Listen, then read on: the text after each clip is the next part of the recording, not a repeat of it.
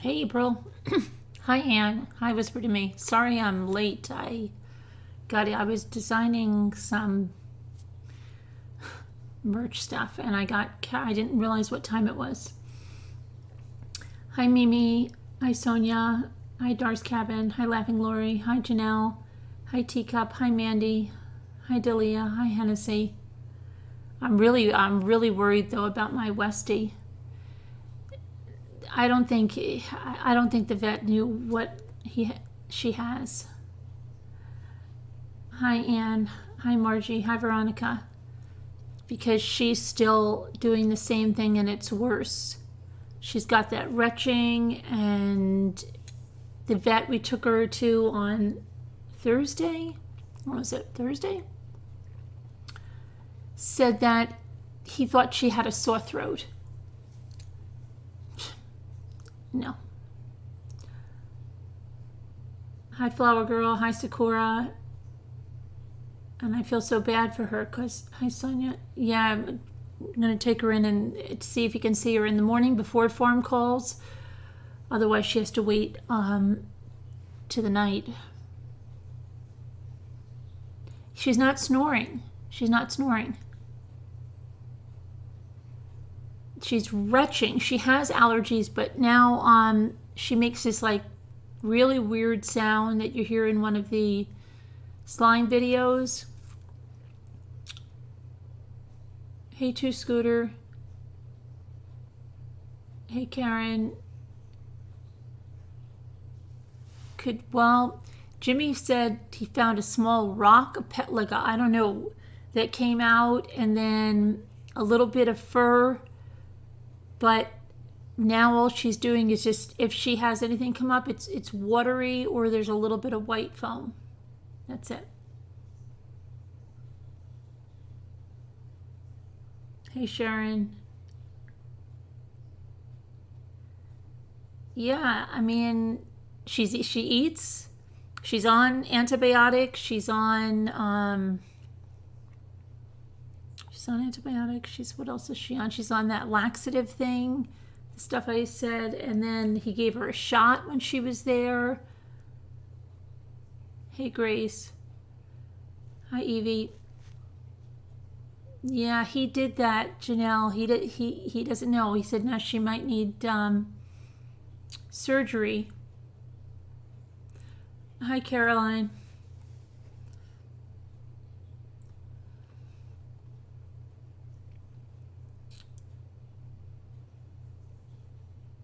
He didn't do labs. He just looked at her. What did he do? He took her temperature. I don't know. He said to look to see if there's some type of obstruction. Jimmy and Luke took her to the vet, so it's like pulling teeth trying to get the information. Thanks, Sakura. Hey, Joe Cano. Hey, Danielle. Hey, Casbat. What else did I miss? Hi, Lisa. I don't know. Everything I'm looking up, all it says is kennel cough, or it's not kennel cough.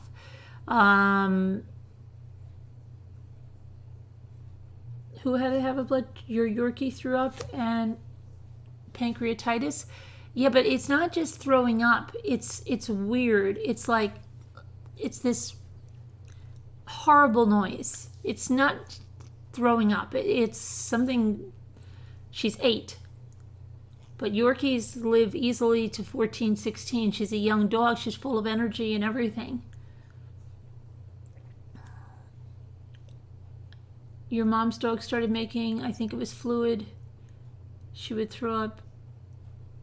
Yeah, but she's not heavy or overweight or anything.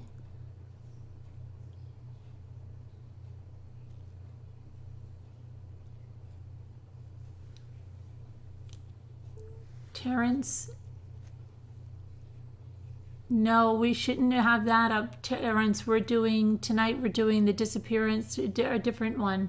Does it still say that one? No, it shouldn't say that one. I changed the name. Oh, shoot, did I put save? Hold on.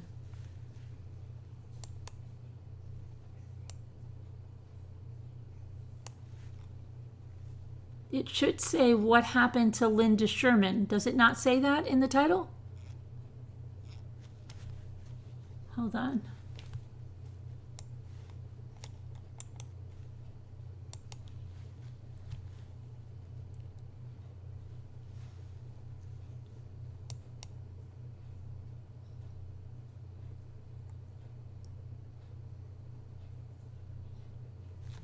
I'm just checking this.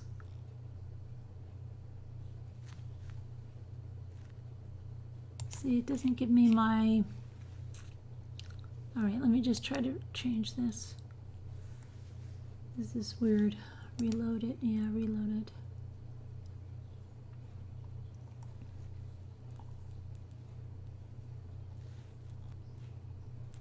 Oh, it's still giving the wrong name. Okay, hold on. Hold on. Let me put the right thing in here. Shoot.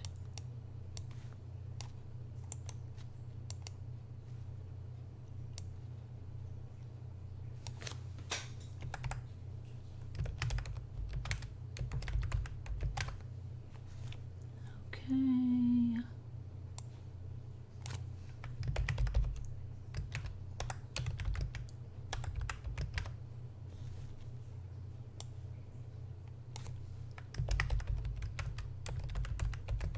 Okay, now save.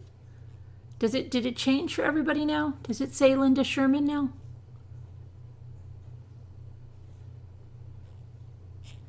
Can someone check? Hey, Erica. Okay, good. All right, good. Good, good, good.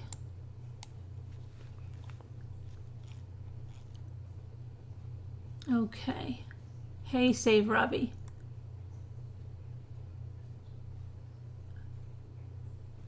I just went live, Erica, yes. I lost track of time. My dog's been sick.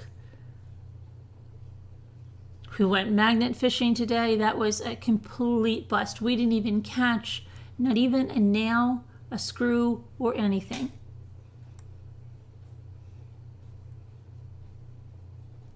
It shouldn't be now, Teacup. It should be today's title.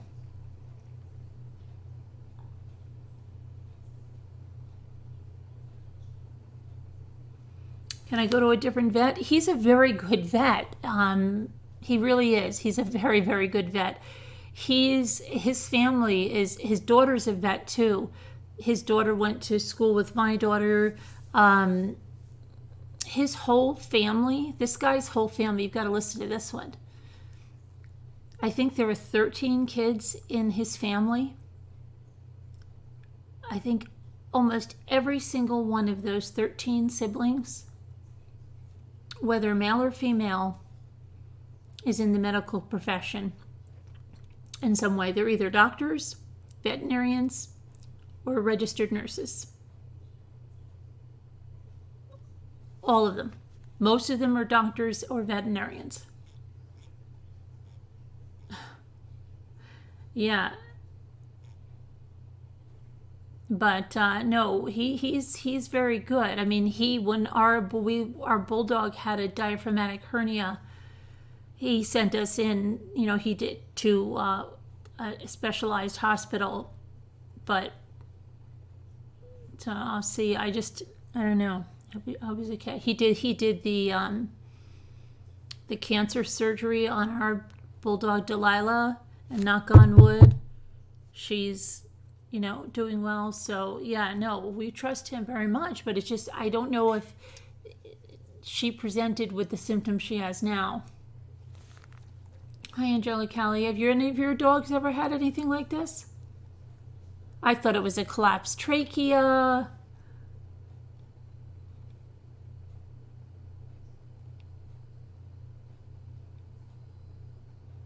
Her teeth are good. Her teeth are very good. She looks like a very young dog. I mean, she runs around, she plays. Jimmy said she did it, April, while she was there. Is it a teacup? No, it's a what are they? She's a toy breed, Westies, or they're in the non-sport. I don't know which one they are in. She's small. She's about 12 pounds, but she's not a teacup. Well, that's what he was thinking, that she might have gotten a hairball because she had licked her fur so much with the allergies. She's not coughing.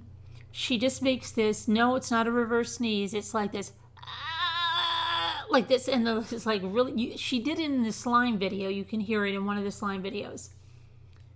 Oh, the cookie jar is, he's giving you the eye, I think, tonight. He looks pissed tonight, doesn't he? He does. You're right, Robbie. He looks pissed tonight. I know. He is pissed. The symptoms are that she'll probably do it. You'll probably hear it because she's right under my feet and she's been doing it. So,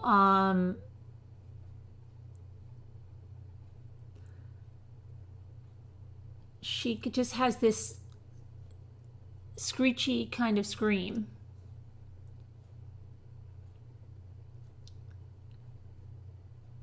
Oh, she's right here. She's sleeping. See, she's not snoring. She's not snoring at all. One of her ears is down, which I know you're saying, like, what? No, her ears are normally straight up all the time. Now sometimes one is down. And that's usually like, but Jimmy told him that too.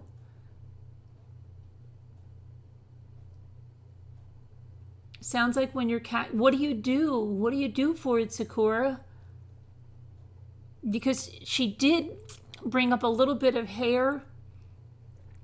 And then she had a little tiny, I didn't see it. Jimmy said he was going to clean it off, a little tiny rock. That's what that's what he thinks. He said she thinks he has a sore throat. And there is, well, he gave her, remember the stuff I read? You got some samples?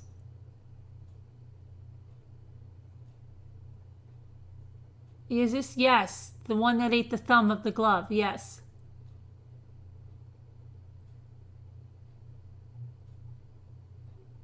I don't think the vet is too worried.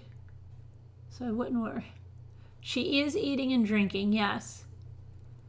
You give them Felamalt, but it could be. But what about that other stuff, Sharon, that he gave me, that thing that sounds like a laxative or something? He didn't do an x-ray.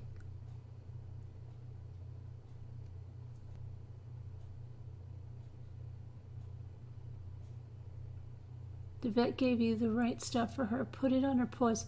Put it on her paws? She'll lick it off. I think Jimmy, is that what he's supposed to do? I don't know what he did. No, she's not having bowel issues. Well, I think she got the laxative, but it's just that other name, Sharon. Oh, I'm sure he will, Hennessy.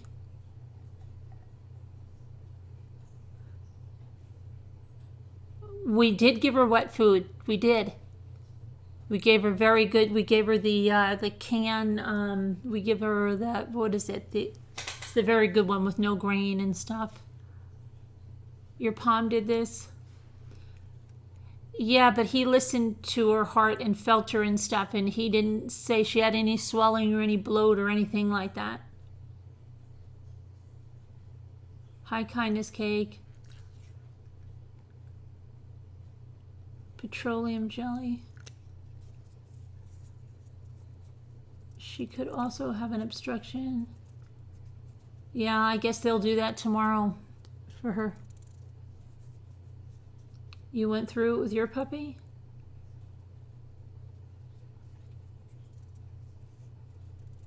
You had a golden, get a rawhide? What happened? What happened, Mr. Roger? She doesn't eat rawhide, but what happened? I think so, Teacup. I think it is to push it through. What's coming up? Sometimes nothing. Sometimes after she drinks a bunch of water, it'll be mostly water and a little bit of white foam, very little bit of it. Jimmy said there was a little bit of hair today in one he saw, and a small rock.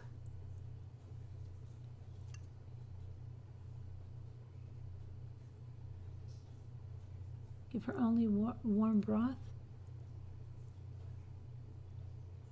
Surgery, Roger Rabbit, for that? What happened, Mrs. Roger Rabbit? Was your dog eating and he was getting septic?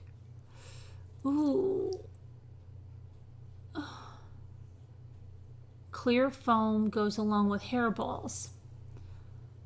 How long does it take, Sakura, for a hairball to pass? Do they usually pass it bringing up, or the laxative passes it out? What does it do? I've never had a cat had a hairball.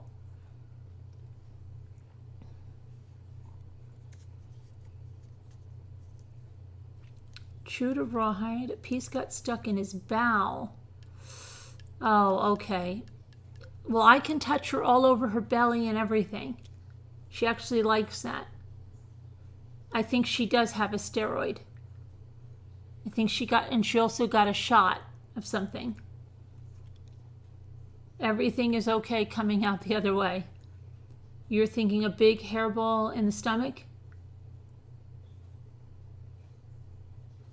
Okay, how long does it take though?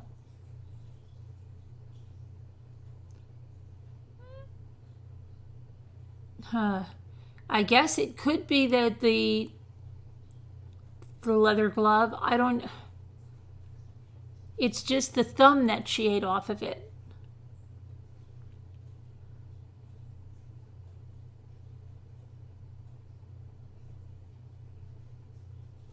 Male tried, he would throw up, ended up, spleen was enlarged. He got antibiotics. She's on antibiotics. How far is this in relation?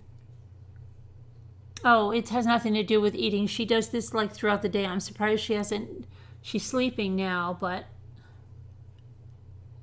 And the vet said take her home. Yeah, the vet said he thought she just had a sore throat.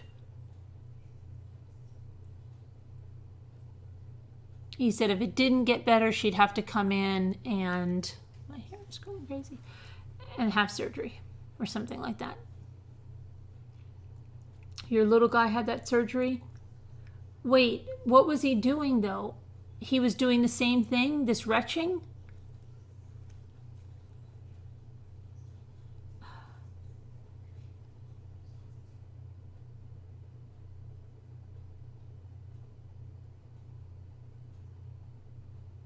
Hey Anna. Hi Teresa. Hi Mary. I'd say she has an obstruction. Yeah, but she has a laxative. Isn't cod liver oil a laxative though? They changed his medicine to a different antibiotic and it worked.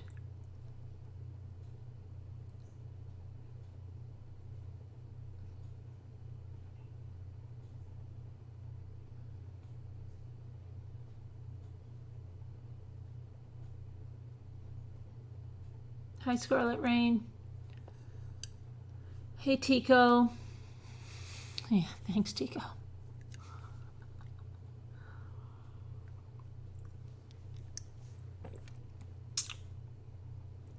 If there's an obstruction, it won't pass. And she won't be... Well, Jimmy said you never get any notification.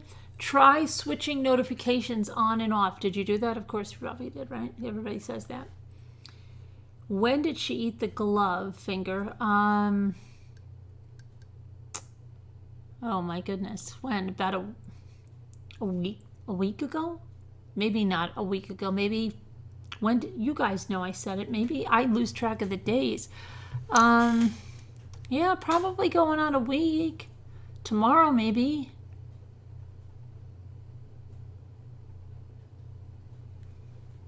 Your Dalmatian snorted like a hot. Yeah, no, it's not an insult. Like I know the one you're talking about. It's like that one, right? When they're breathing in. No, that's not like this with her. This is weird. She opens her mouth so wide, and I keep thinking, oh, come on, come on, she's going to get it out. She's going to get it out. And then nothing. Hey, Purple. Hi, Nana Jules. Hi, Jeanette. Yeah, I don't know. Hi, Jacqueline. We'll have to see. Jimmy's going to try to get her in first thing in the morning.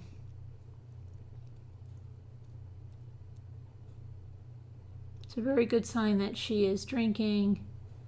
Yeah, she is drinking and she is eating. Like yesterday, we had brisket from the barbecue place, and she ate brisket. I gave her brisket and she ate it.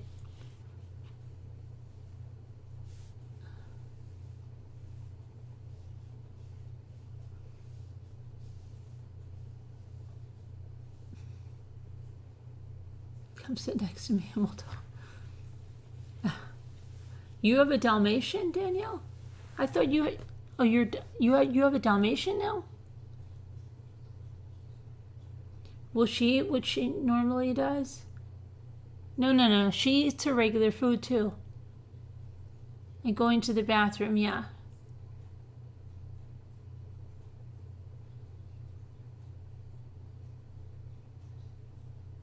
So we'll just have to see.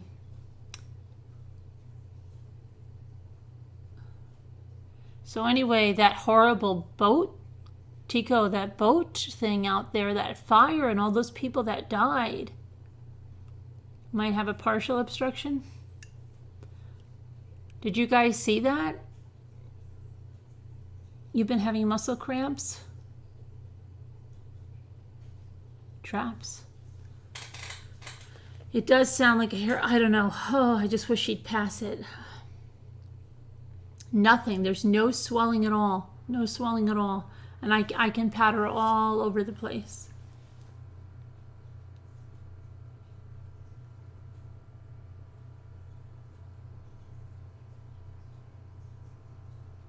The diving boat fire in Santa Cruz, yeah. Your mom's Yorkie is old. He's not doing well. He shakes constantly. His back legs don't work very good. I still owe $400 to the vet.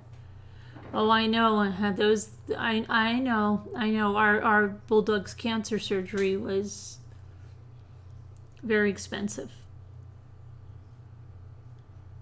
You have 2 Dalmatians, but both passed. One at 15. Oh, sorry to hear that.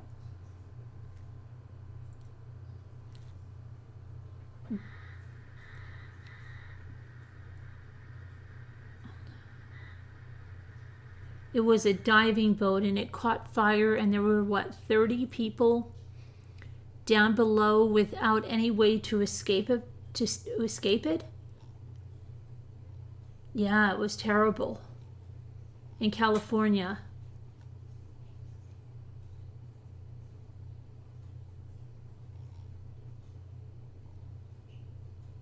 They're not sure how they were sleeping.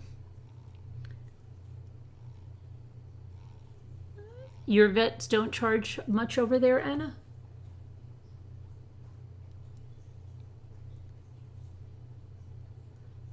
There was a call from someone on the boat asking them to send someone to unlock the door. They were locked in. Hi, Ariel Mama. Oh yeah, what's happening with the hurricane? Where's Rob? Who's going to get hit? Who was going to get hit last night? It wasn't Robin. Robin's in Canada. Who was the person on here that was going to get hit last night? Does anybody know who it is? Jimmy's had it on 24/7. You know what I'm laughing at? He's had it on 24/7, and in the last, right before he went to bed, he wasn't watching it. When it's going to hit, he wasn't watching it. She'll be okay. All right, thank you, Angela Kelly. Some survived, yes, but 30, I believe, did not.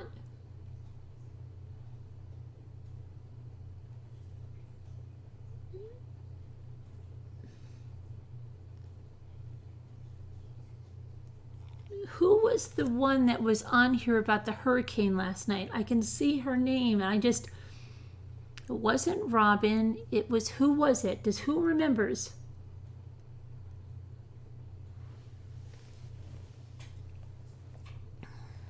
It wasn't Robin. Oh my goodness, who was it? No, it was not Sassy Darcy. Oh my gosh, this is bad. Remember, she said, oh, it was going to be about 2 in the morning. Oh, God. It's been stalled over the Bahamas. It's losing some steam. No, it wasn't Linda Holub. Oh my gosh, who was it? Oh my gosh, she was here. Remember I said when, and she said in about 12 hours, and she was getting nervous.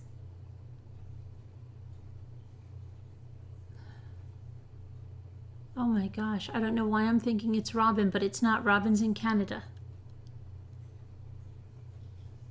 Joe Cano was in Georgia. No, she was in Georgia? Well, I'm just trying to think of who it was. It's been stalled over the Bahamas for almost 24 hours. Well, hopefully it'll lose some steam. Well, they had said it was going, I think it's going to move out. I don't know.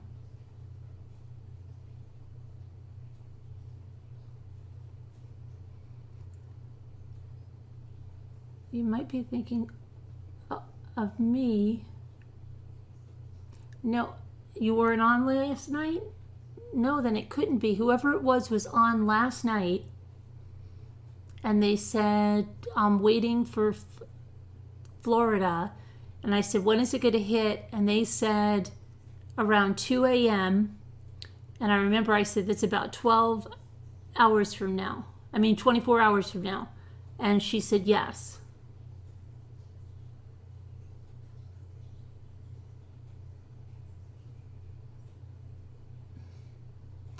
And I don't remember who it was now. It wasn't Jennifer Madison. I was on, but I don't know. I'll know it if I see the name, but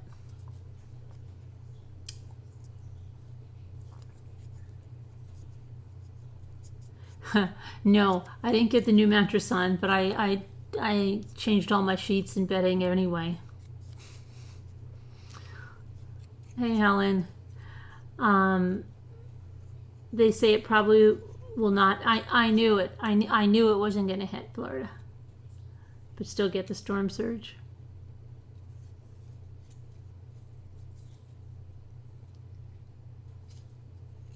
Hey, keep it kind. Well, I had the hot shower and I had the clean sheets because I took a shower after we went magnet fishing. Hi, Serenity. Now, you have a quick pivot question. A lot of it seems to be new. Serenity now? What do you mean? Did you get a link from the DA's office? What do you mean?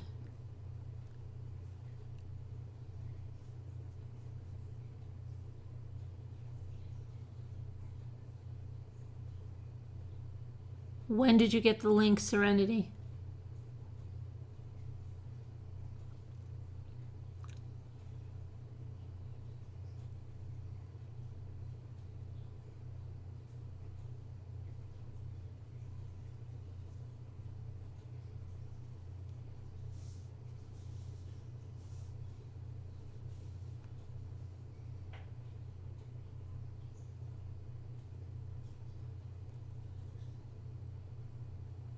And the room goes silent. Trouble recovering bodies because the boat sank during the fire only identifies some people through DNA. It just happened like a week ago. Okay, but that's not what I'm saying. It just happened like a week ago. Do you have your files in front of you? Can you get to your files? I can tell you right now if you can get to your files.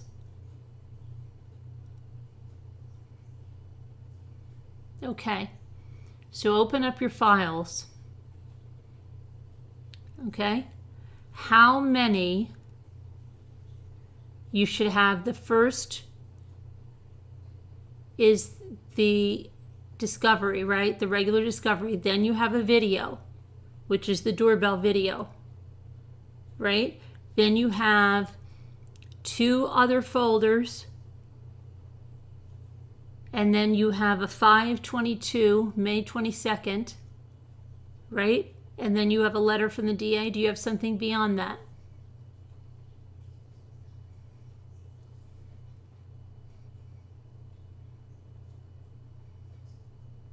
Hey, Diana. Hi, Melly Mel. Hi, Mandy.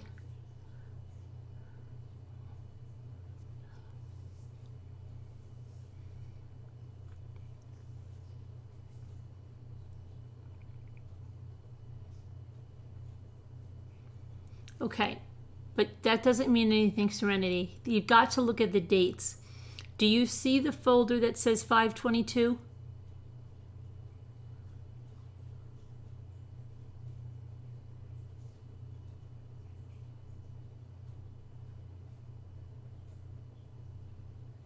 Okay. What do you have after the folder that says 5/22?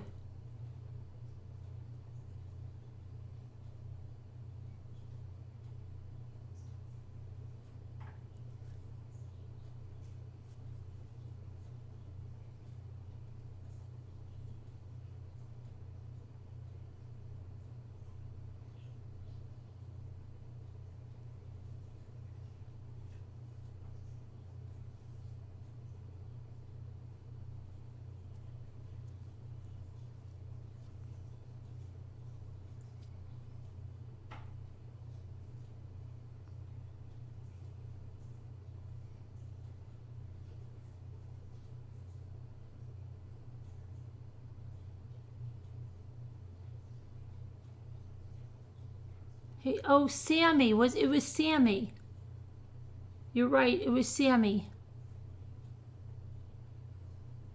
Okay. But Serenity, what do you have after 5/22? That's all I want to know. You know how they're all in a little row? You have 5/22, right? What do you have after that?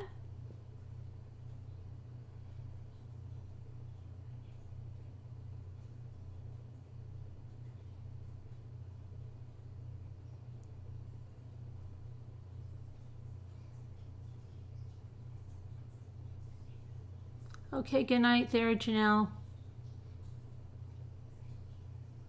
You did great. You're a good one, Evie.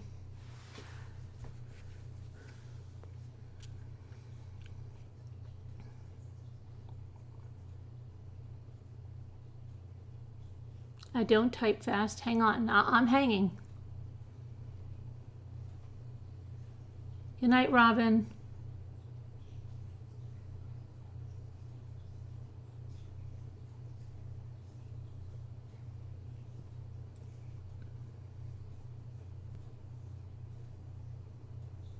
Oh, you're not? Okay, I thought you said good night. I don't know. I was wondering. How did my ice melted already?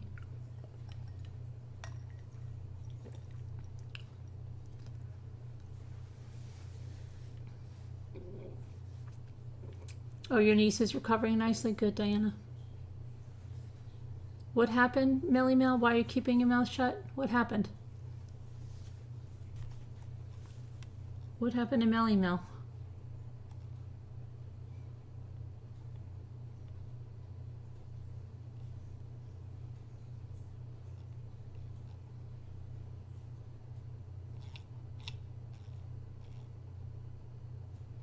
Was it Sammy? Yes, it was Sammy. Yep. Oh. Yeah.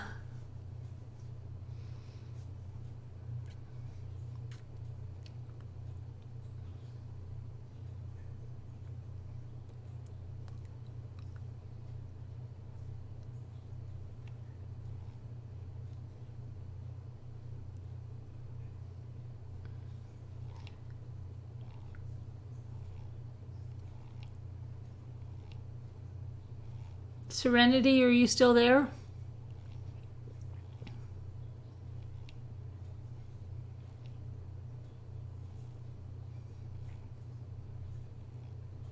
At least 5 deaths in the Bahamas by now. It says redacted final. The redacted final should be the first one.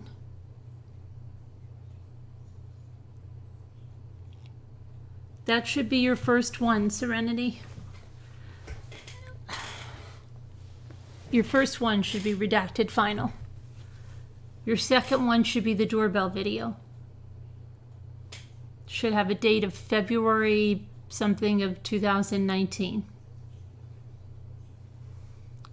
Then you should have another one and another one of attachments. And those should say, those will all be uploaded on December 6th, and for the most part, then there is a 522 file. Then there is a letter from the DA.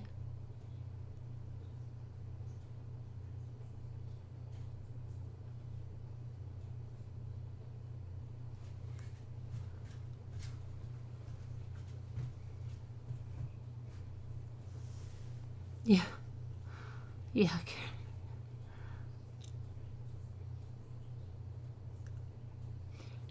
Right. But what I'm asking is, what is the last date that you have? Do you have files after May 22nd? This folder that you think is new, what is in it? I just know that discovery by heart pretty much.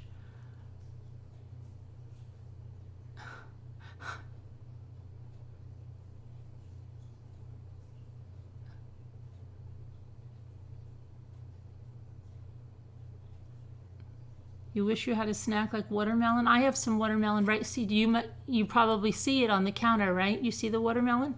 If you were closer, I would give you a piece. I don't have oatmeal cookies. I have thin mint cookies. I have chocolate marshmallow covered cookies. I have chocolate graham crackers. I have Biscoff. But you'd have to live a little closer. You found an entry of unrecovered data. What's the date on it, Serenity?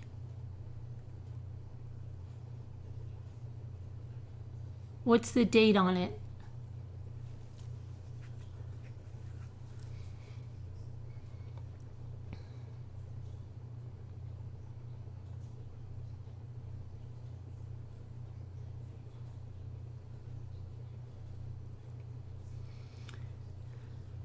Okay, that's not new, but what's the date? You can see if you click on it, it will show you the date that it was entered, the discovery was entered.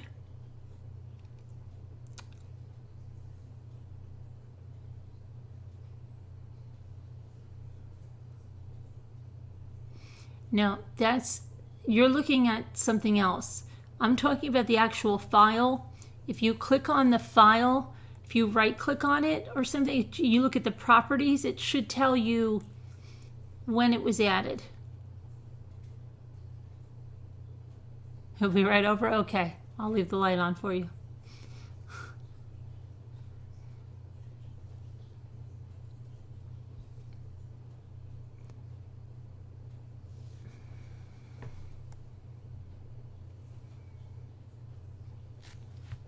Hold on, I just want to bring something up so I can just show her. Hang on, so that we can...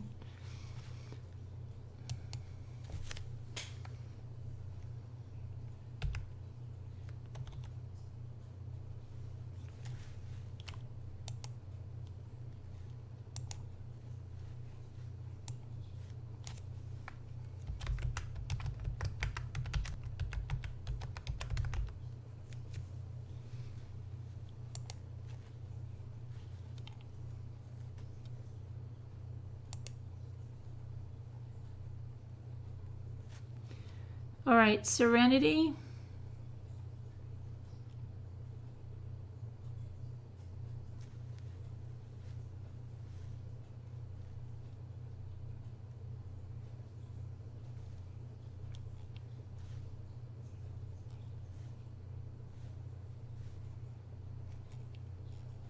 Okay, this is the first one. Oh yeah, okay.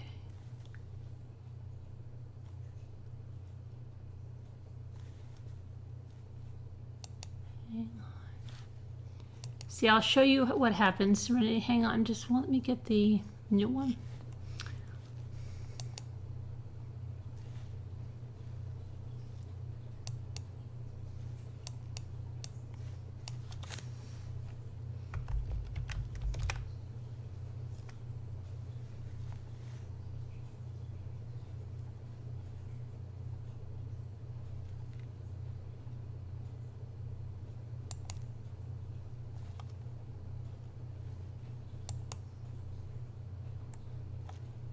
Okay, here, watch this, Serenity, okay?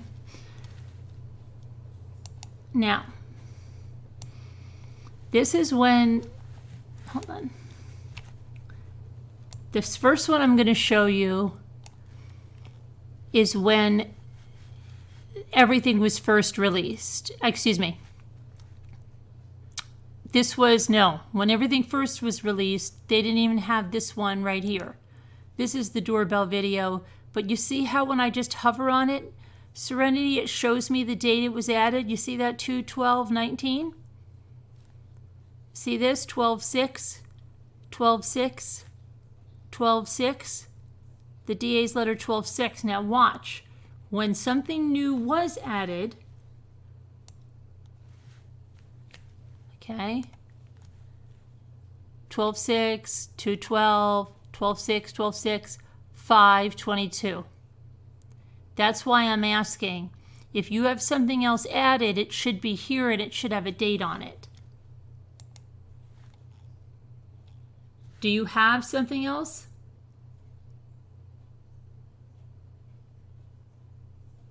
Okay, you know, but I'm asking, do you have another file?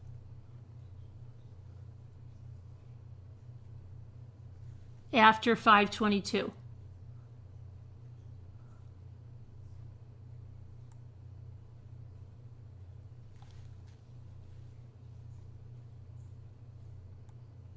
Just refer to previous comments.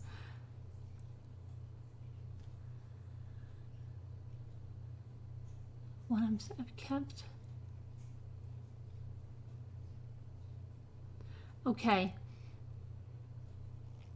No, Serenity, you can't. Watch, when I go back on an older link, it doesn't have, they don't add it.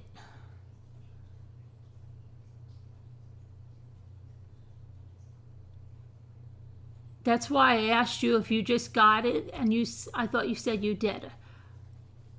Okay, I'm so confused now.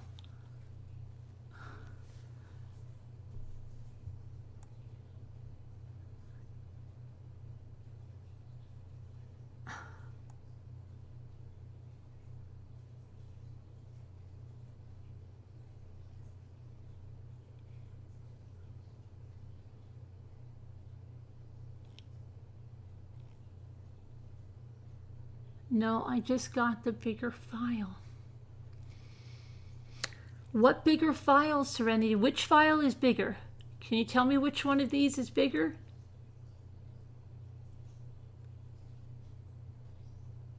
Which one is bigger?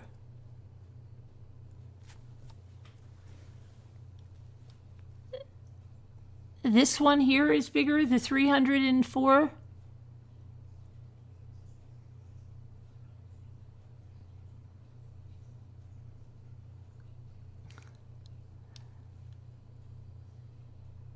Okay, are you talking about this one right here? The 304.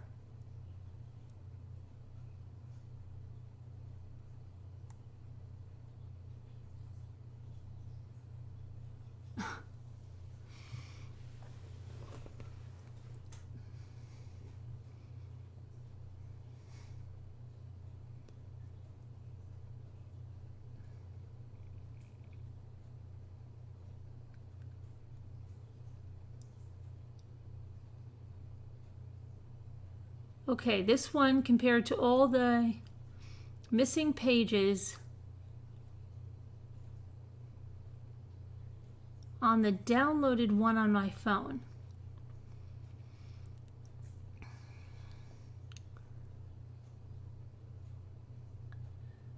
What is your number over here on this file? Is it 304?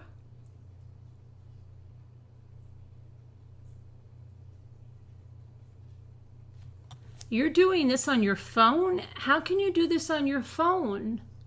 How can you download the files on your phone? It's way too much stuff to put on your phone.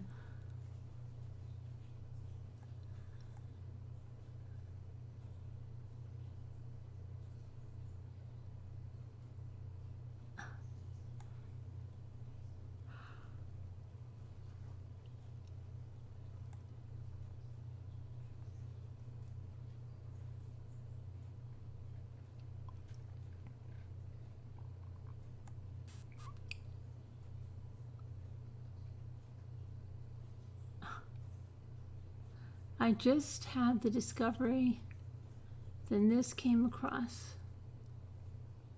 I don't know what. I still don't know what came across, Serenity. What are you, can you just tell me what you're seeing? You're seeing that she searched for Chris Watts? Is that what you're seeing?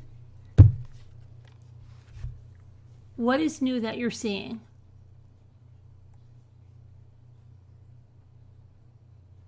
So I went to the computer. Do you want to call in, Serenity? Where are you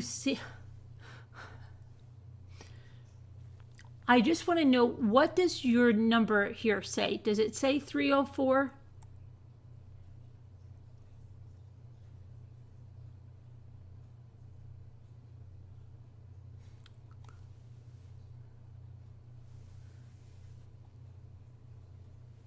Okay, so then you have everything here. Now don't go away.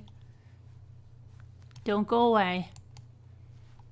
What does your file here say? This has got to say 3, right? Because that's the video. That's the doorbell video. You have this file over here. Does it say 56?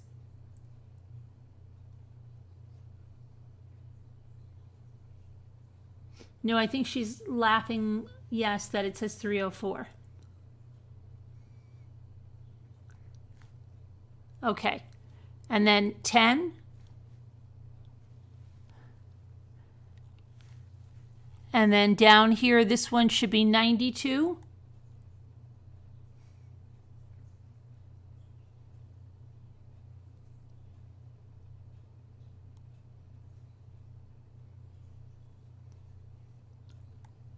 Okay, and then you have a letter. Do you have anything else?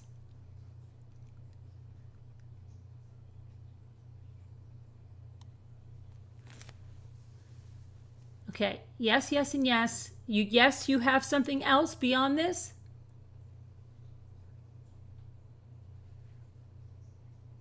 Oh, just like mine. Okay, so then we're all good.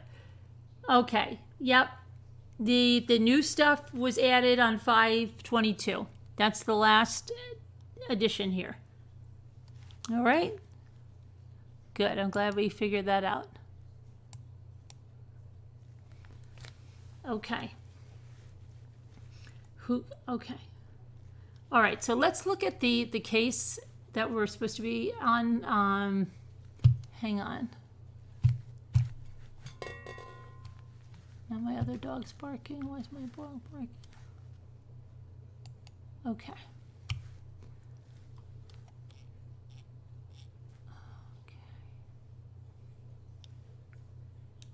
Oh, I was designing that. Okay.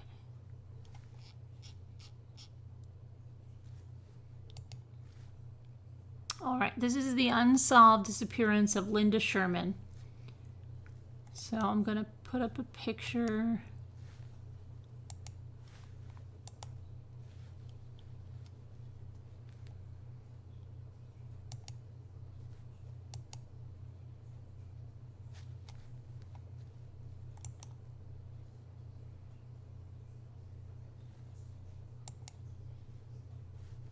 Oops, wait a minute. I didn't understand why we got that.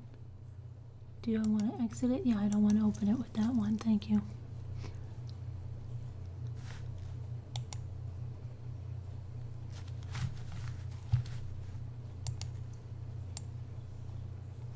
Okay. When you're married and your spouse has disappeared or been murdered, the first person of interest is typically the significant other. In the majority of these types of cases, this notion is correct. However, there are instances where the partner is innocent. Sometimes the police have a prime suspect linked to the crime but don't have enough evidence to file charges, and the case goes unsolved. This is the unresolved disappearance and murder of Linda Sue Lutz Sherman. She was born in 1957 and she was raised in Florissant, Missouri. When she was a junior at McClure High School, she met Donald Sherman, who was a senior.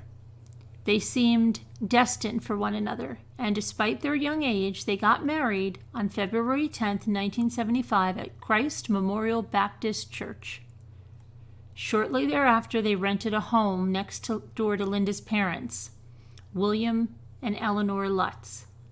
At 17, Linda gave birth to a daughter, Patty, before the start of her senior year of high school. This didn't deter her from graduating, and her parents babysat their granddaughter while Linda continued her education. To help support his family, Donald Sherman worked as an assistant manager at a local gas station. He later transitioned to a factory job as a machinist, and once Linda graduated, she had a plethora of jobs, including working in Sears as a sales associate, working at Sight Oil Company. She worked as a cocktail waitress at Flaming Pit Restaurant, and she worked for the U.S. Government Records Center, now the National Personnel Records Center. Their marriage had many rough years because of their job schedules. Hold on, I'm going to put up another picture.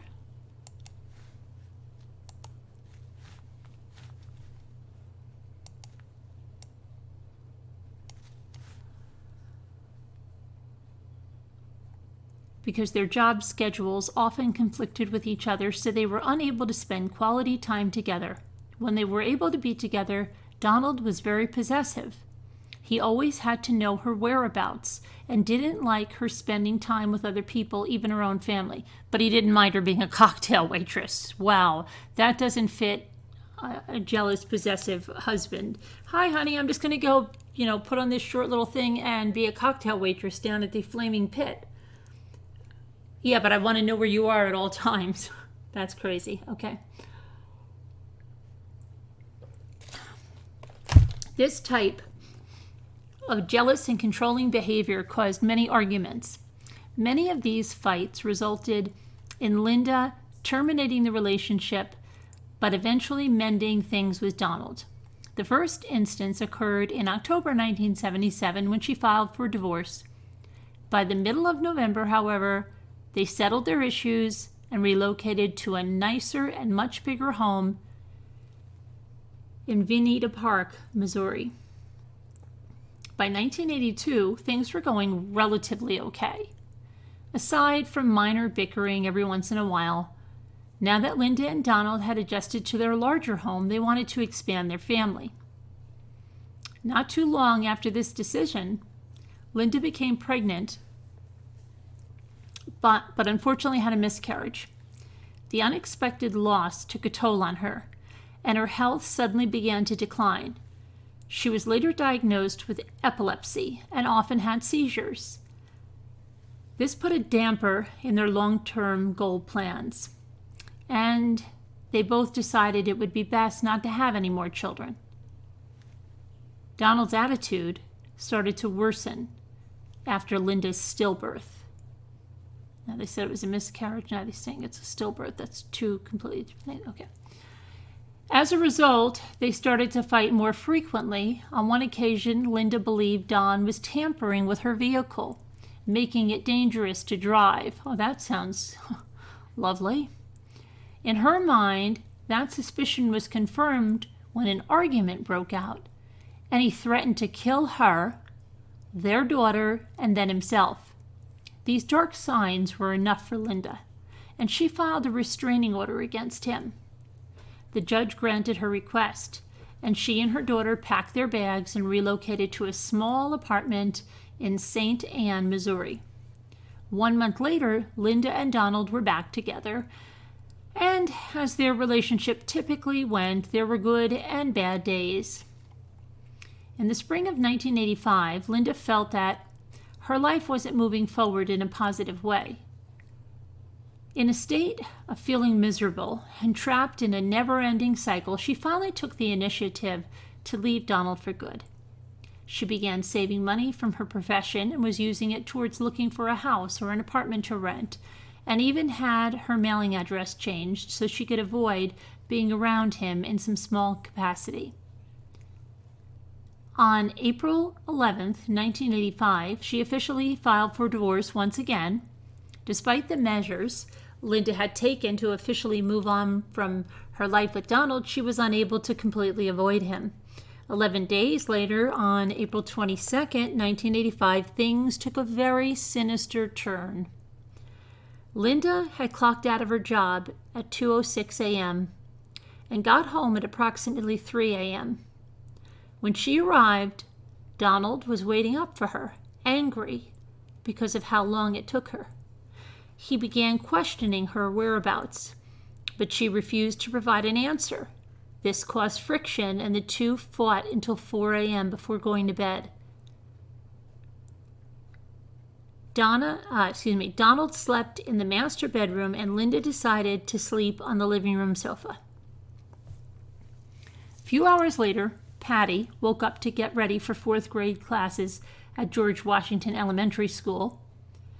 In an uncustomary fashion, Donald took his daughter to school, which Patty found peculiar because her mother often performed this task. Moreover, she thought it was strange that her mother, who was still asleep on the sofa, didn't wake up to tell her she loved her or to wish her a good day at school. Once Donald dropped off Patty at school, he went on to his shift at work. He returned home about 6 p.m., and according to his story, Linda was still at home, even though she should have been at her job. And she was antsy and angry. The two barely spoke to one another, and she left home, presumably for work, shortly thereafter. Sadly, Linda never arrived, and nobody has ever seen her alive again. When Linda didn't arrive home after her shift at work, Donald didn't think too much of it because it was becoming a regular event. He also believed she was having an affair, which is one reason he put her through that intense questioning that night before.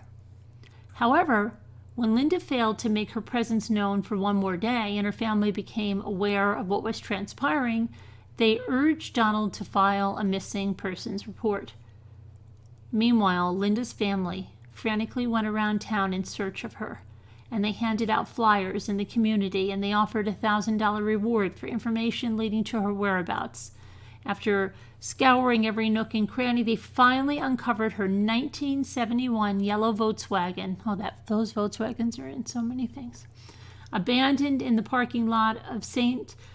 Louis International Airport. There was nothing that would indicate a struggle in or around the vehicle, but on the back seat of her vehicle was a hat and school books for a computer class she was taking.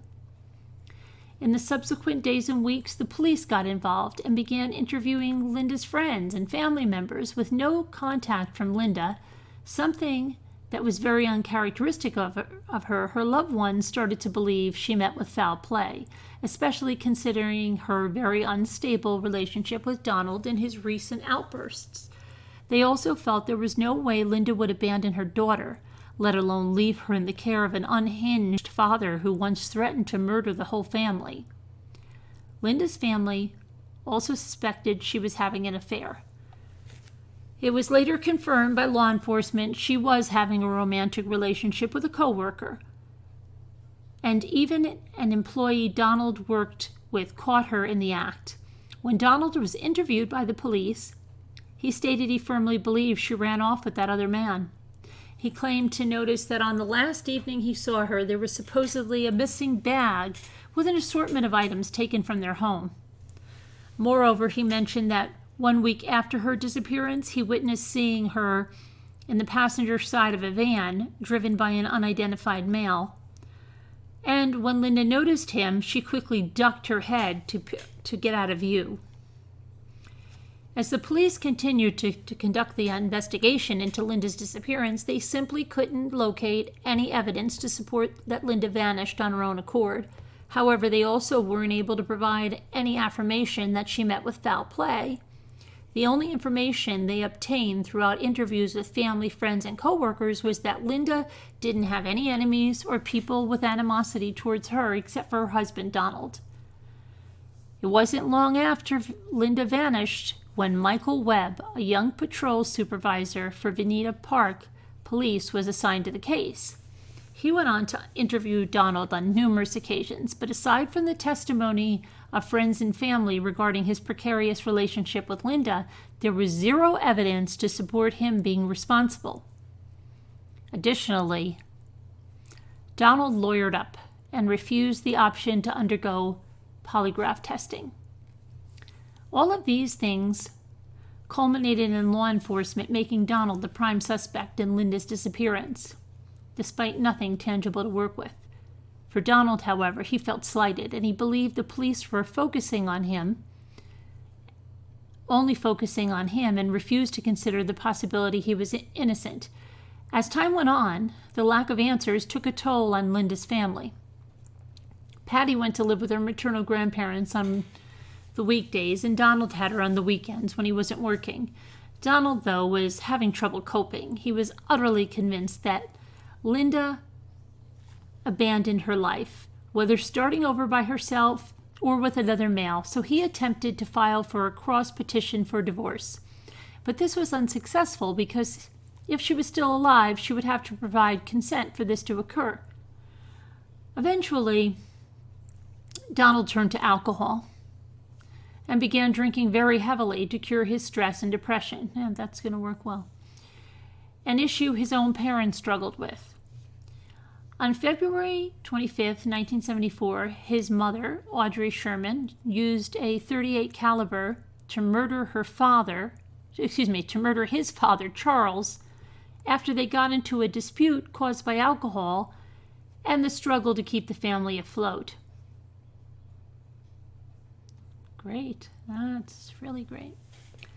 After 5 years with no answers and a cold case, a new lead in Linda's case emerged. At approximately 12:30 p.m. on June 28, 1990, 2 Trans World Airline flight attendants went to eat lunch at the Mexican restaurant Casa Gallardo in Bridgeton, Missouri. They sat down at a table situated next to a glass-plated window.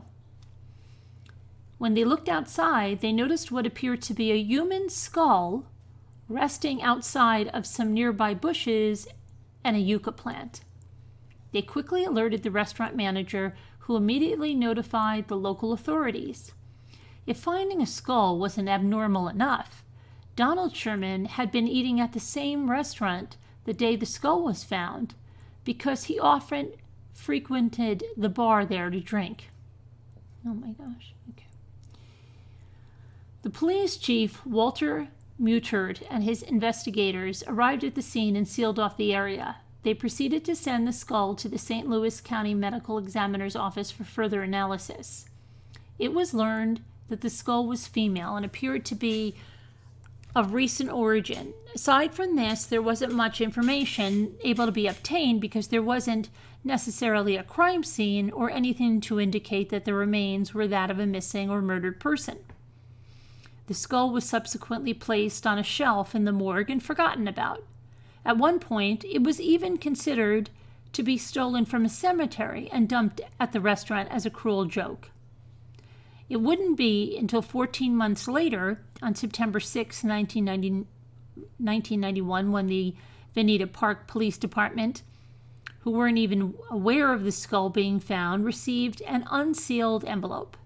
Inside was a Super Bowl flyer from the same restaurant the skull was found at. And on the back was a single sentence written in purple ink in all capital letters saying, "The Bridgeton police have L. Sherman's skull." Therefore, new testing was done on the skull and dental records, and they confirmed that it belonged to Linda Sherman. With this surprising information, the police visited Linda's family and broke the heartbreaking news to them. Patty, who was then 16 years old, was devastated. But it did provide one answer that she was searching for, even if it wasn't the one she wanted. Not too long later, Linda's skull was buried in the Steedman Cemetery in Callaway County, Missouri. Linda's case immediately turned into a homicide investigation. In hopes to acquire evidence from the letter, law enforcement sent the contents to the FBI crime lab in Washington, D.C., but nothing substantial was gleaned, not even a single fingerprint or DNA. Whoever had written the letter and mailed it seemingly took all the precautions to avoid having it traced back to him or her. Michael Webb and other investigators proceeded to re-interview friends, family, and coworkers and other people who knew her. I'm just trying to get another picture up here.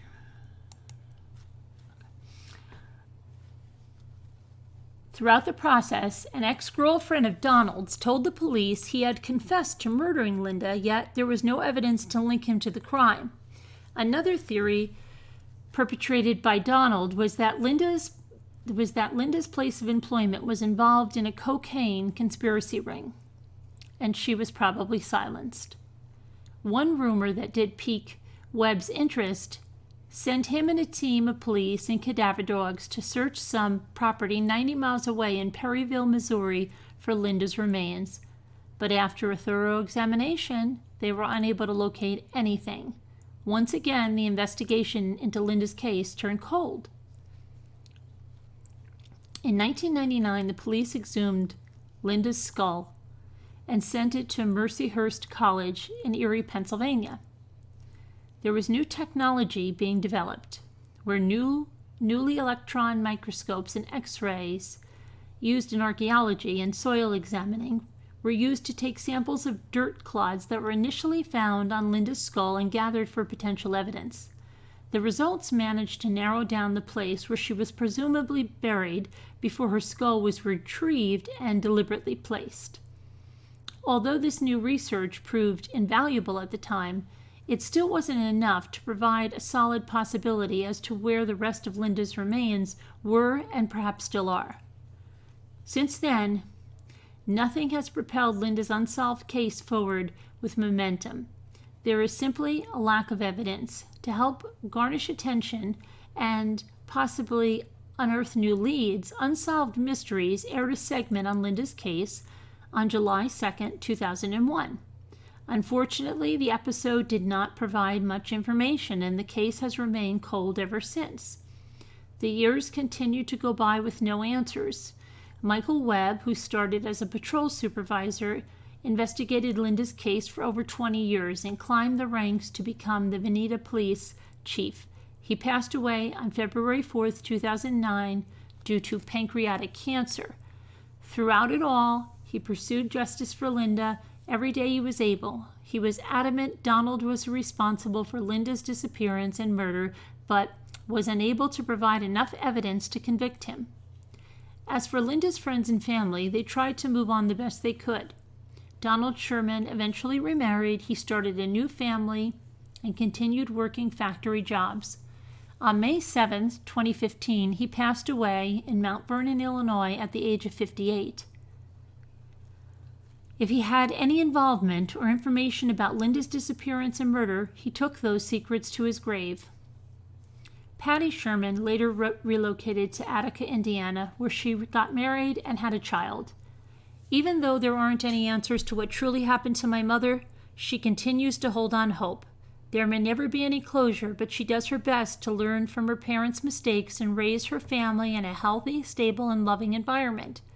If she can provide that for her own family, she can live with some form of peace.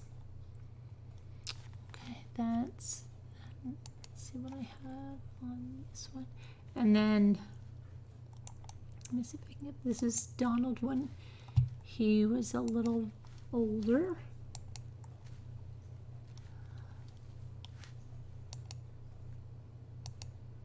I want that open, the one I want. I don't want that. Okay.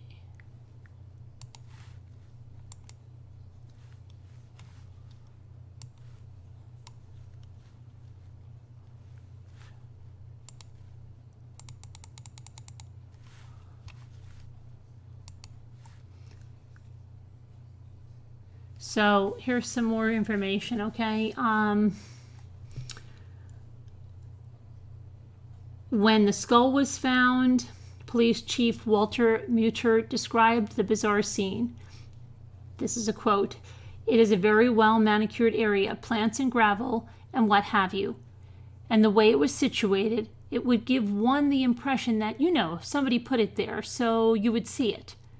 During that time period, there was the relocating of a cemetery that was in the area, and a lot of bodies were being exhumed, graves were being moved. So it gives you the impression now that this might have been a prank, and that there would be no reason to suspect that there was any foul play."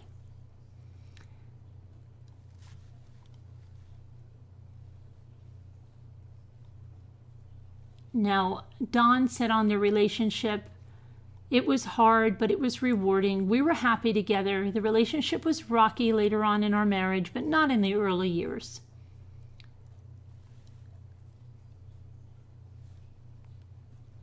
According to Linda's older brother, Dennis Lutz, Don was obsessed with knowing Linda's every move. He said, "Don was very possessive of her. She said, when I get off of work, if I'm not home within 5 minutes, he wants to know what's going on. Who are you seeing? What are you doing out there that late?" He was always hitting her, and things just weren't right.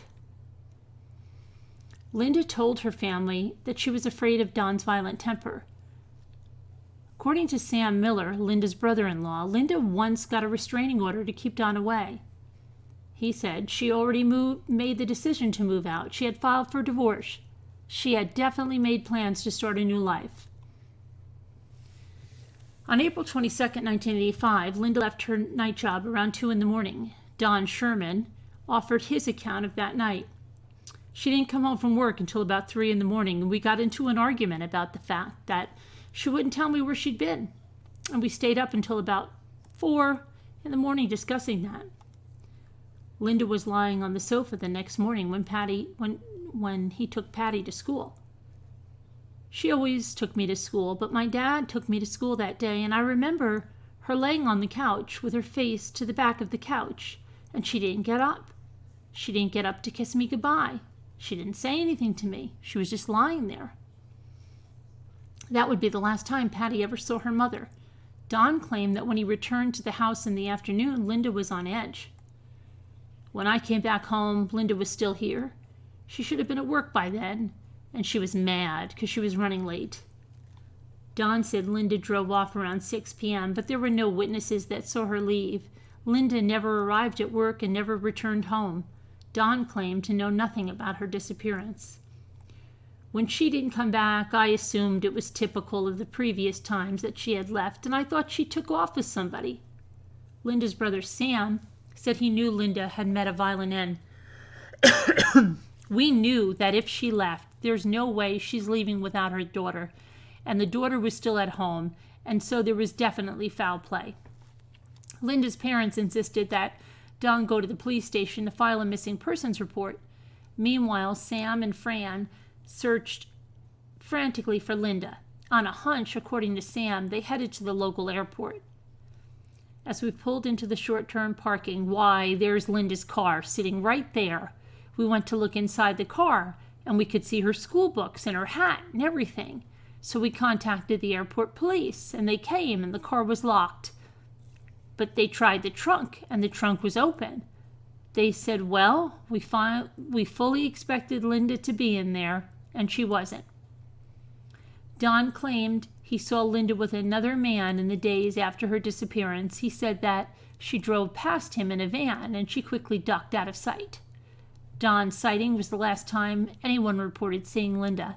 5 days later, when the skull turned up at the restaurant, no one even thought it might be Linda's. In what seemed like a bizarre coincidence, Don revealed that the restaurant was one of his favorite hangouts. I was at the restaurant that evening after the skull had been found. I'd heard about it that day when it happened, but never had any connection to it until later on. No one made a connection until about a year later, when the mysterious letter arrived at Veneta Park Police Station. Lieutenant Michael Webb interpreted the display of Linda's skull as a brazen message from her killer. I was rather astounded. It was obvious to me that she wanted us to know that we had obviously missed something and was trying to tell us that Linda's remains had been recovered. Don Sherman said he was just as incredulous as anyone else. It was scary. And somebody that put those remains here at the restaurant obviously knew me or knew that I hung out here. We're not talking about a place that I casually visited. We're talking about a place I would visit 2-3 times a week.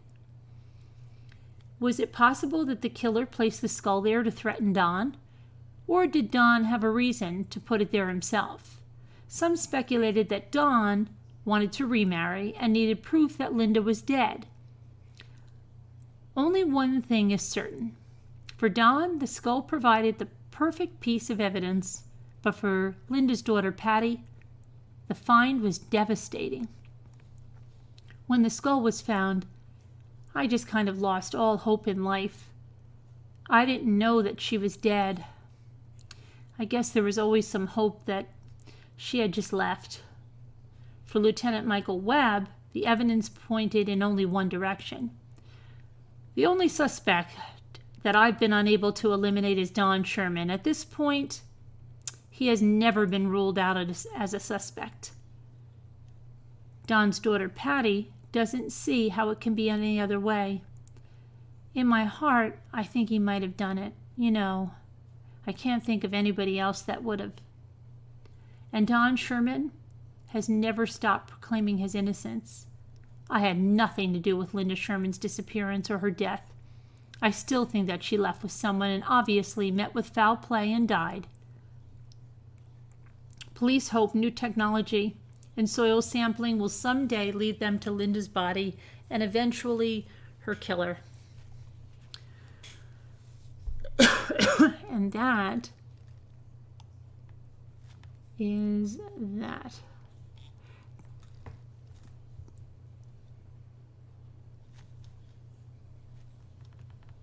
Okay, so let me get back to the chat.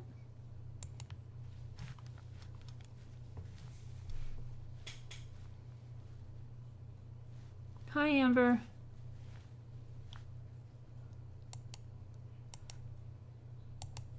Hey, Denise. Did anyone else hear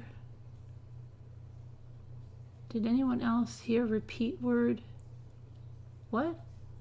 Which one, Evie? Would you hear a repeated word? What did you hear repeated?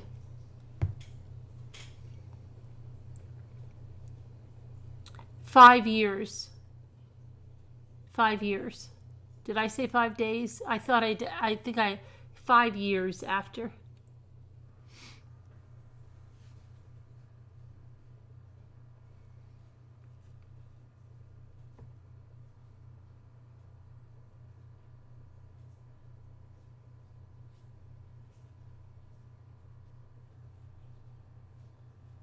What you said when you said May is repeated. When you said May is repeated. I don't know. Hey, Pat Al. Yeah, 5 years. No, found in a bush. Found in a bush outside that restaurant by those people that were eating by the plate glass window.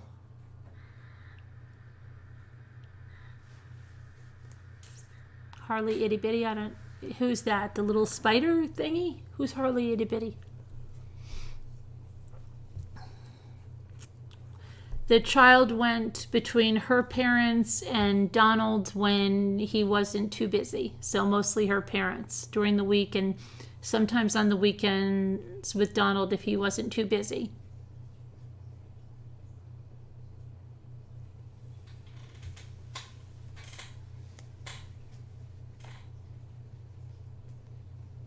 You think Don did? Yeah, it looks that way, right?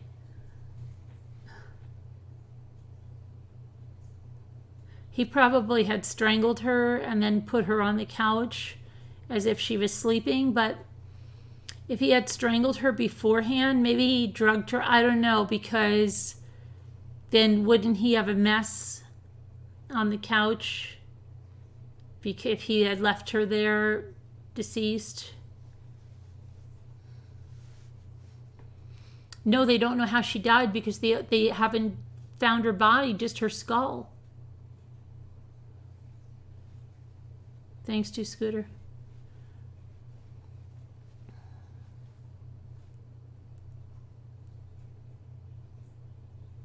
Yeah, it's probably true that he wanted to get married and he needed to prove that she was dead. It looks like he did it. And then he had the family history where the mother shot and killed the father. That's scary. If your mother-in-law shot and killed your father-in-law, and then your husband says something to you like, I'm going to kill you, our daughter, and then myself, probably freak the freak out, okay?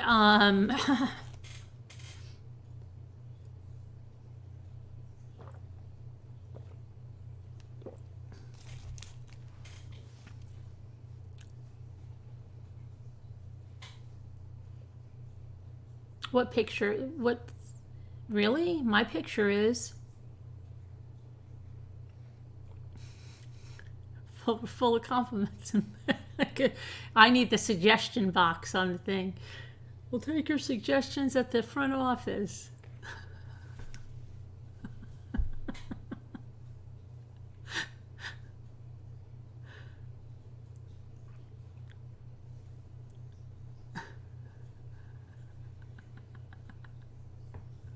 I couldn't resist.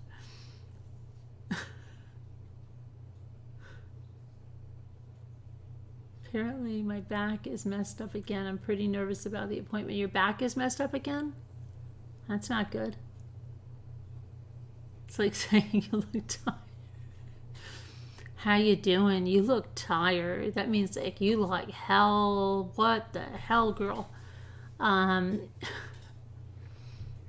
You're having the same, yours is blurry?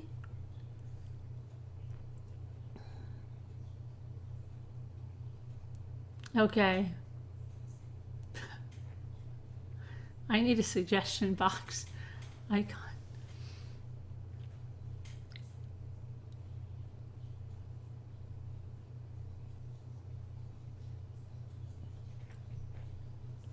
I make when I laugh at my own jokes. Okay. Everyone here melts your heart? Or when they say you look sick? Yeah, right? Have you been sick? Oh my God. Oh, hi, Robin. I was thinking about you before, and I thought I had mixed up with the Florida lady, and then I remember you live in Canada, so it couldn't be you.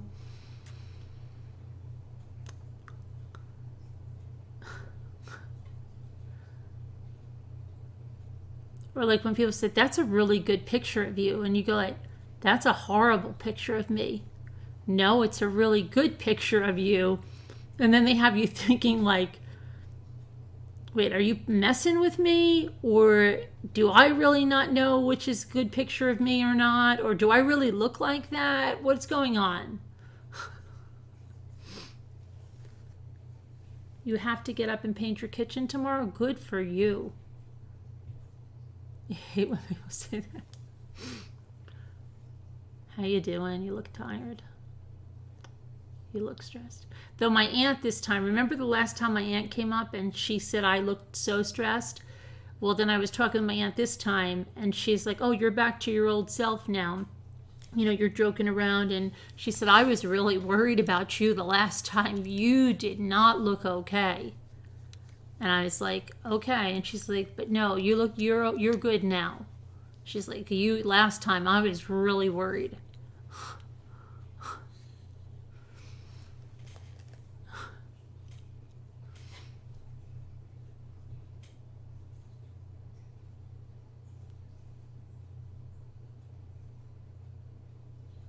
And my cousin went back to South Carolina.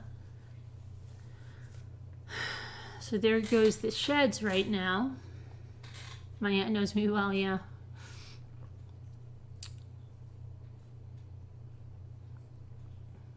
I normally have rosy cheeks, so people say I look, yeah, right? Me too, yeah. If I don't have blush on or something, I look like death warmed over. My daughter too. That's adorable, my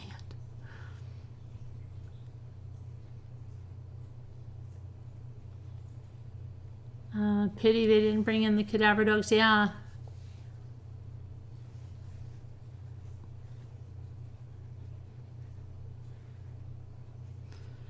But I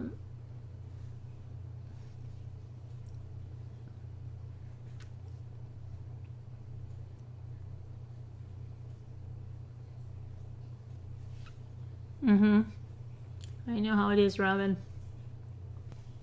Your husband called you a vampire because you're so pale.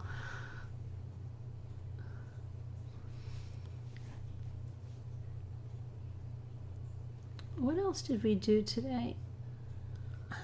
Oh, I was going to make the zucchini, and then when we got back from the magnet fishing, I said I'm going to make, and Jenny said not now, because he was going to make dinner, which he did, and then I went up and I cleaned our bathroom, and then I took a shower, and then I did the bed, and the zucchini I'll have to maybe tomorrow, I don't know.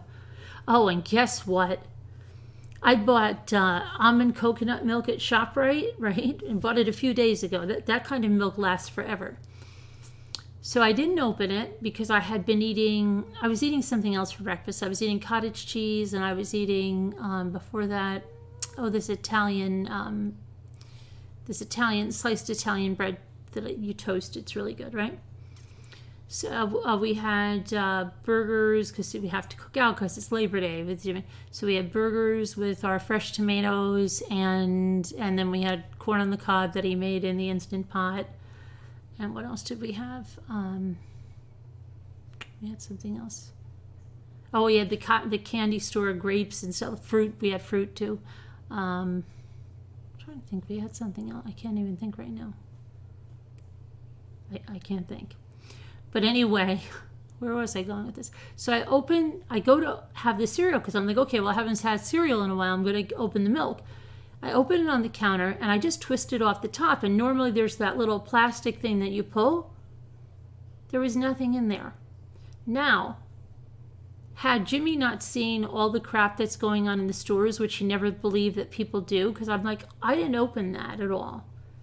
So he goes, don't you, like, normally I think he would be like, oh, use it, it's fine, you must have opened it or something.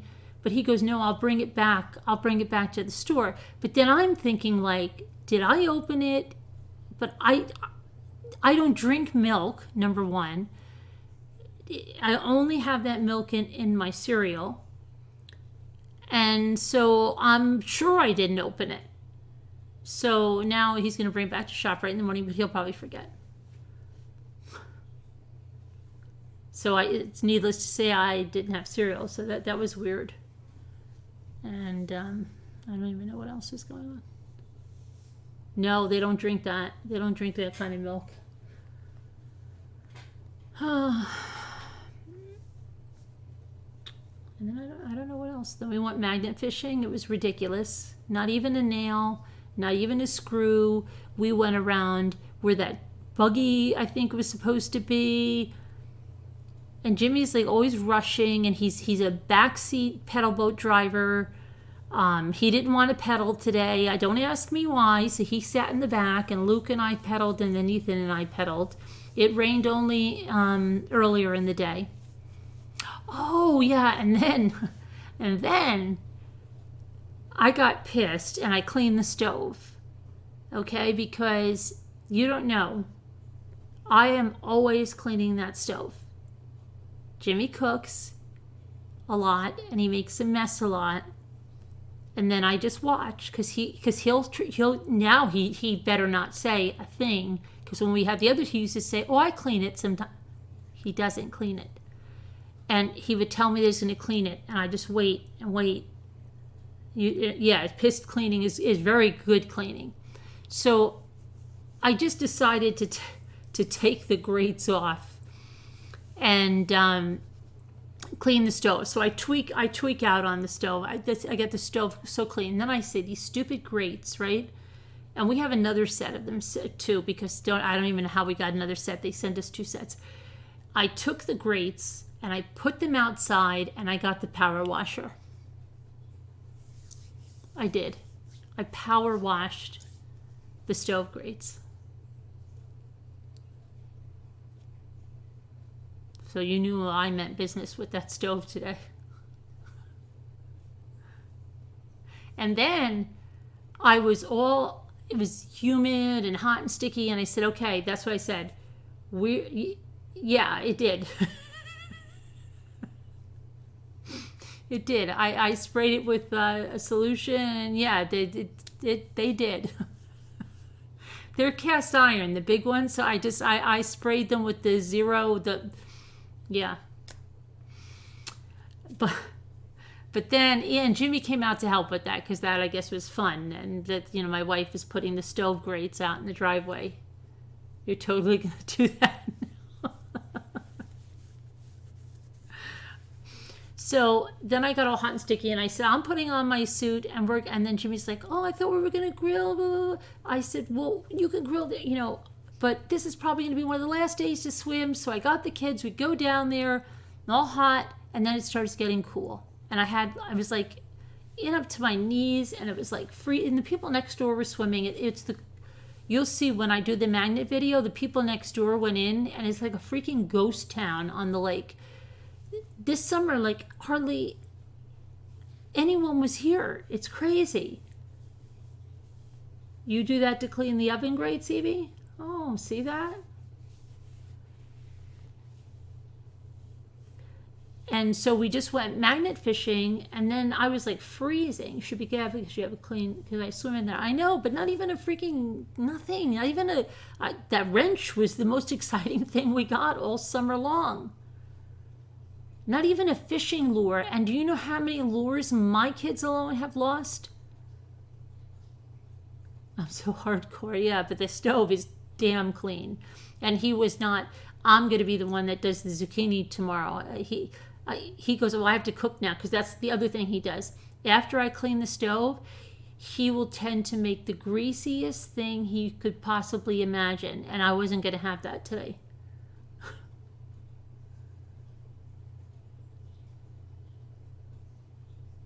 Yeah, and then I'll get it. I'll clean it up.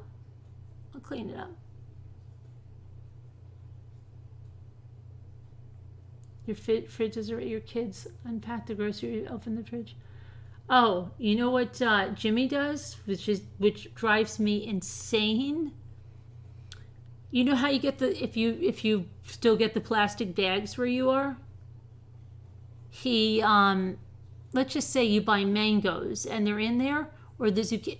He'll put the plastic grocery bag in there so you can't even see what you have. And it's ridiculous. And I go nuts when I see that. And I'm like, why are you doing that? And okay. And then it still does it again.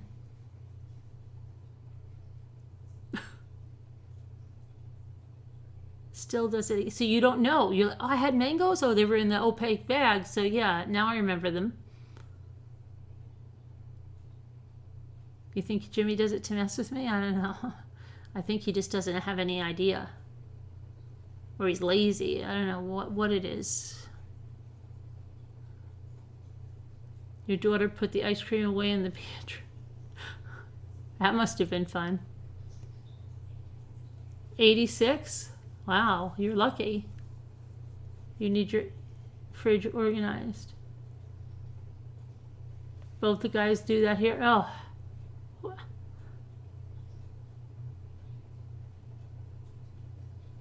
You live alone, so your poor fridge looks so empty. And today, oh, I always scream, where is the ketchup? I did it tonight. Because Jimmy doesn't put the ketchup where you should put the ketchup. And then he's like, aren't you wondering where's the mustard? It's like he intentionally hides it. Accidentally put her underwear in the rubbish.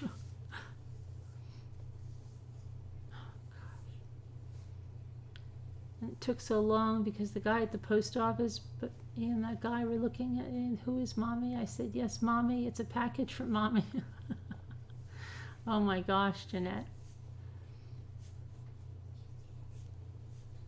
Hi, Mommy Chickadee. But yeah, oh. Just messy. We might, I don't know, get my kids have so much clothes. It's crazy. I could have like 6 other kids here.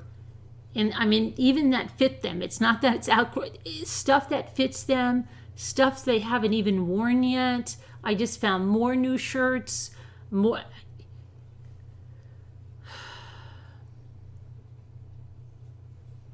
It's crazy. It's crazy how much stuff they have. And so I said, if we go out for anything, even though I have new stuff, like I'll get something for the first day and that's it. That's all they need. They have and they know it themselves. They have so much clothes. And I never lucked out having 2 boys, okay? Because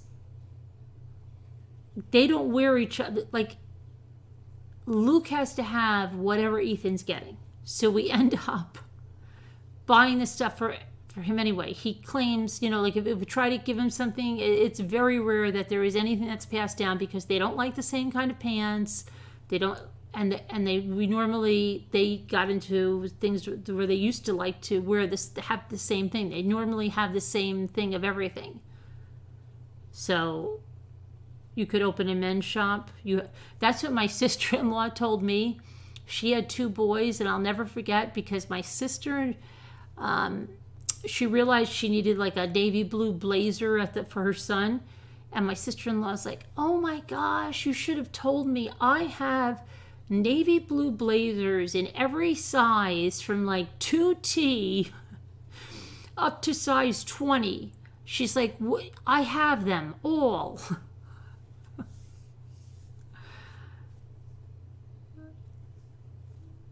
A good helper around the property? Yeah.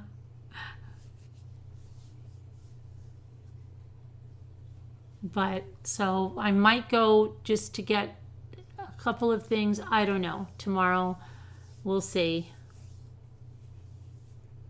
Kids are going to the dentist tomorrow for cleanings. The dog's got to go to the vet. You wanted to open a skinny. It's hard to find. Pants 28-34. That's probably like Luke. And then Luke's taking something out of the pantry today. Oh, that's good. The sugar content on this is less than 1 gram. And we're like, cut it out, Luke. Stop it. And Ethan's like, Luke, are you nuts? Luke is so skinny, and I don't know. And he's like paranoid about sugar now for his teeth because he doesn't. He's like a lot of anxiety. He's just going for a cleaning, but he's like freaking out. What if I ate that sugar thing? I don't want any more candy after this. No more candy. I'm not going to eat any candy. I want to eat only. It's like, oh my gosh. He just kept growing. He stopped at 6'2".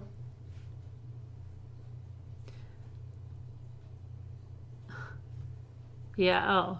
And then he's like running around the kitchen. Ethan's like, "What are you doing, Luke? Are you running around exercising? You couldn't be any skinnier."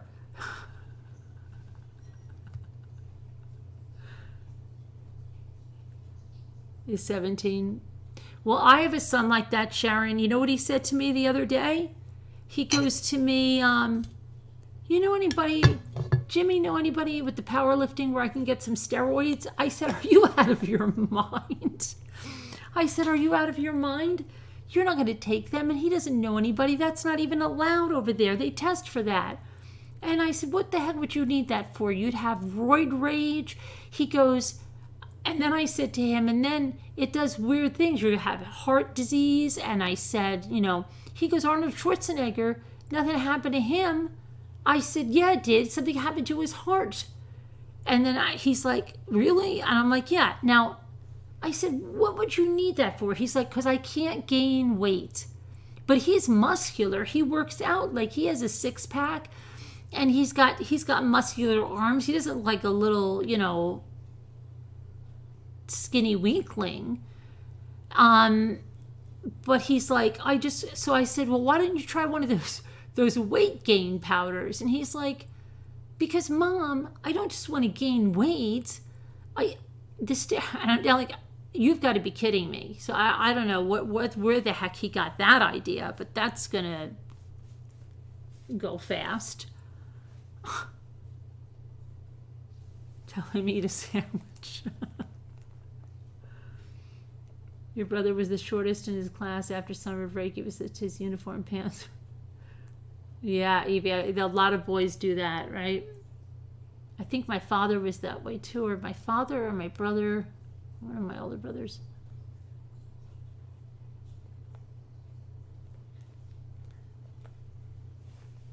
Have him get a hold of you. You can help him, Shay Shay? Yes, a world champion powerlifter, yeah. He won the world championship in Pretoria, South Africa. Tell him he will... It's not a lie. No, believe me, I am not going to let him take steroids. I don't know where the... And that... He went once on those like faker things that you get at like GNC or something. My other son was like, I'm not joking, okay? It was Thanksgiving. We were here, we're sitting at the table, and I said and Jimmy was getting the mashed potatoes, okay? Now, Jimmy and I always I told him that, Sharon, I told him. Jimmy will always want to add salt, and I don't cook with salt, but one thing I do add some salt in is when you make mashed potatoes from, potatoes, you have to put salt in there because it tastes like crap if you don't, right? So now Jimmy always knew this. So Jimmy's like, it was like the last thing that was coming out. So we were all sitting down. Jimmy was mashing the potatoes. And I had said to my son something about, I don't know, something about his job or something. And meanwhile, my oldest son said something like, well, you'll see. Mike is like, man, he's like, he flies off the handle like this, like just out of nowhere. So my oldest son is a lot like me, okay? He can be sarcastic like me, and he'll like roll his eyes like me, but he won't like let Mike see that he's doing it. So he's sitting across the like kind of diagonal from me, and Mike is straight across. And I asked something like that. What are you doing about something about that was happening at work, right? But then I took a bite of the potatoes and I said, oh my gosh, Jimmy, they need salt. And I'm not joking. My son goes like this. Well, you see, this is what I mean, Mom. This is exactly what I mean. You ask me something and then you don't even wait for my answer. And now my other son at the same time is rolling his eyes at me going, right, where he doesn't see it. And I'm like, Mike, calm down. You wouldn't eat the potatoes if I didn't say something about the salt. It took me 1 minute. We've got to put the salt in them. they taste terrible. You wouldn't eat them. So, but he went like crazy that I said, like, I didn't give him my undivided attention for that. And that's not like him. So then I'm like, what are you taking? And he was taking like these, I don't know, something from GNC. That's what I said. I said, the last thing you need is steroids. You had like roid rage roid rage from something from GNC. You want to take steroids? Are you out of your mind?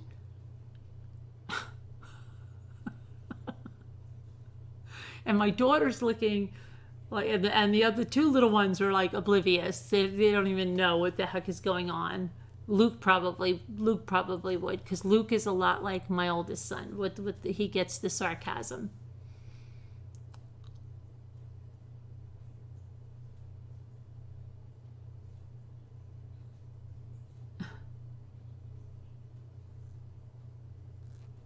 You're on a serious low dosage steroid. They made you start taking them. It makes my heart race. Yeah, I don't know where the heck he's getting this idea. Roid rage, yeah. And then I go like this. I go, Mike, come on. Right, Ray? And then Ray's like, he won't say anything because he's like, thanks a lot, Mom, throwing me under the bus like that. Okay, we live together. And I'm like, okay. So yeah, so they want, they're a like, if one tells me something about the other one, you should see what it's like. This is what I get. Listen, and I'm going to tell you this, and I swear to you, Mom, if you tell the other one that I said this, if you tell him, they make these things like you can't believe. I will never, ever speak to you ever again about this stuff. You're not going to go get me in trouble. And I have all kinds of things. But they all tell me, and this better not get back to him. Okay. So then I tell my daughter now.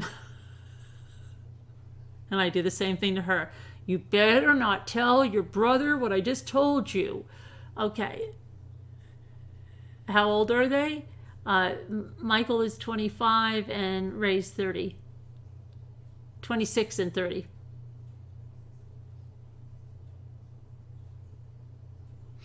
But oh my gosh, my younger two boys are only 11 months apart, knowing how they would ever wear the same clothes. Really, and see, some will and some won't. Some will and some won't.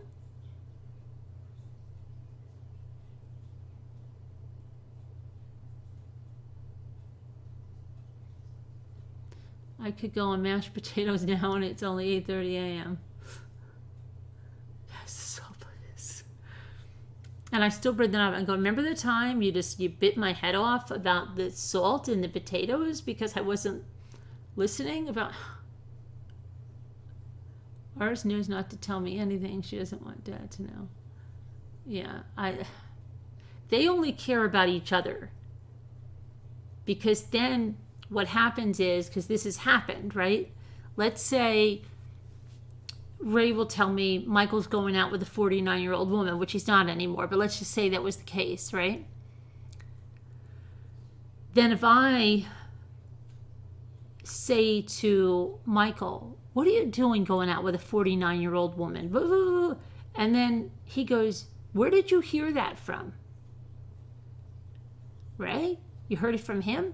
Then he'll go to Ray and say, thanks a lot, thanks for telling Mom that. So that they get really upset with each other. So that I have to be sworn. You see, they both swear me like they're never going to do this and they're never going to do that to me. You do that with my sisters and my mother, and they all run back and tell each other what I said.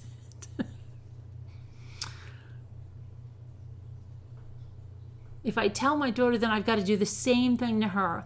Listen to me. If this gets back to them that I told you this,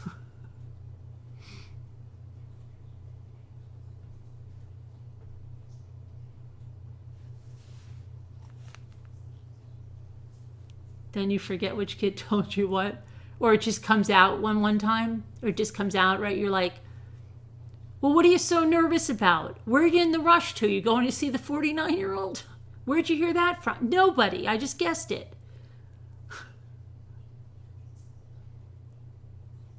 Oh my gosh, my son, Luke. Oh my gosh. Luke would wear Jimi Hendrix hoodies. When he was like 3, we could not stop him from wearing the hoodies. They were like down to his ankles. And he would insist on going out like that. You have no idea. This kid has had whatever Jimmy has, Luke wants. It's incredible. I can show you pictures from when I'm like, people are going to think we're insane. No, I want to wear it. Like, and he had a mind of his own too. Like, that was it. He was wearing it over his clothes, you know. It's crazy. Mine is just tell the person. My kids would touch or use each other's things and ask me to tell the other that it was me that touched it. Oh my gosh. My mom always spells it unintentionally. Your whole family talk about each other and say, don't tell anybody, but then we all know. Yeah. How come they can't tell you something like that and you're not going to tell someone?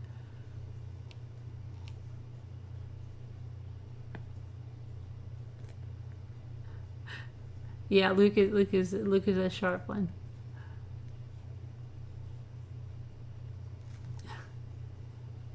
It's just crazy, but they still do it to me every time. And my daughter does it too.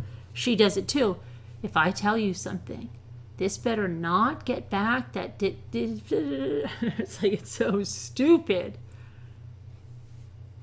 And they make all these things they're not going to carry out. Like, they're never going to talk to me again. Like, usually Ray doesn't say, I'll never, like, Michael says, I will never speak with you again. Usually Ray will say, I won't tell you anything again. But Michael's quite dramatic. You know, I will never speak to you again if this gets back, because I don't need this, Mom. Okay? I don't need him on my case, but I told you.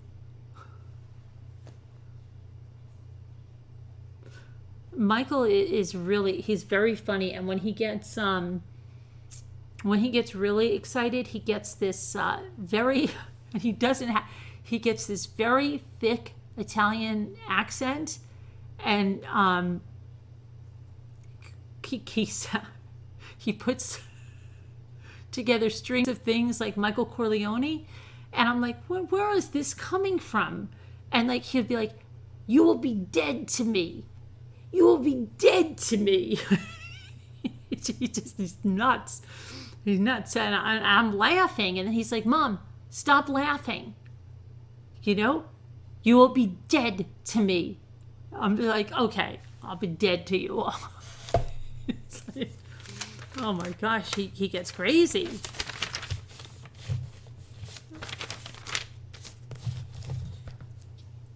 You'll be dead to, hey, can I borrow $100? Yeah, no. Son is the same thing. Don't tell Dad. Oh yeah. He's very,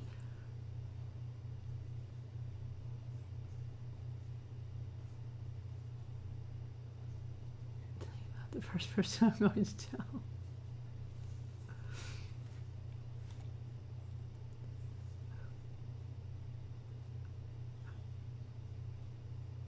And I'm always like, that's all it would take? That's all it would take, and I'm dead to you? Wow. Okay. You and I are finished. Say, really? Oh, see, is that all it would take? Yeah. Until they need something again, then it's, well, come on, I was mad. I didn't really mean it.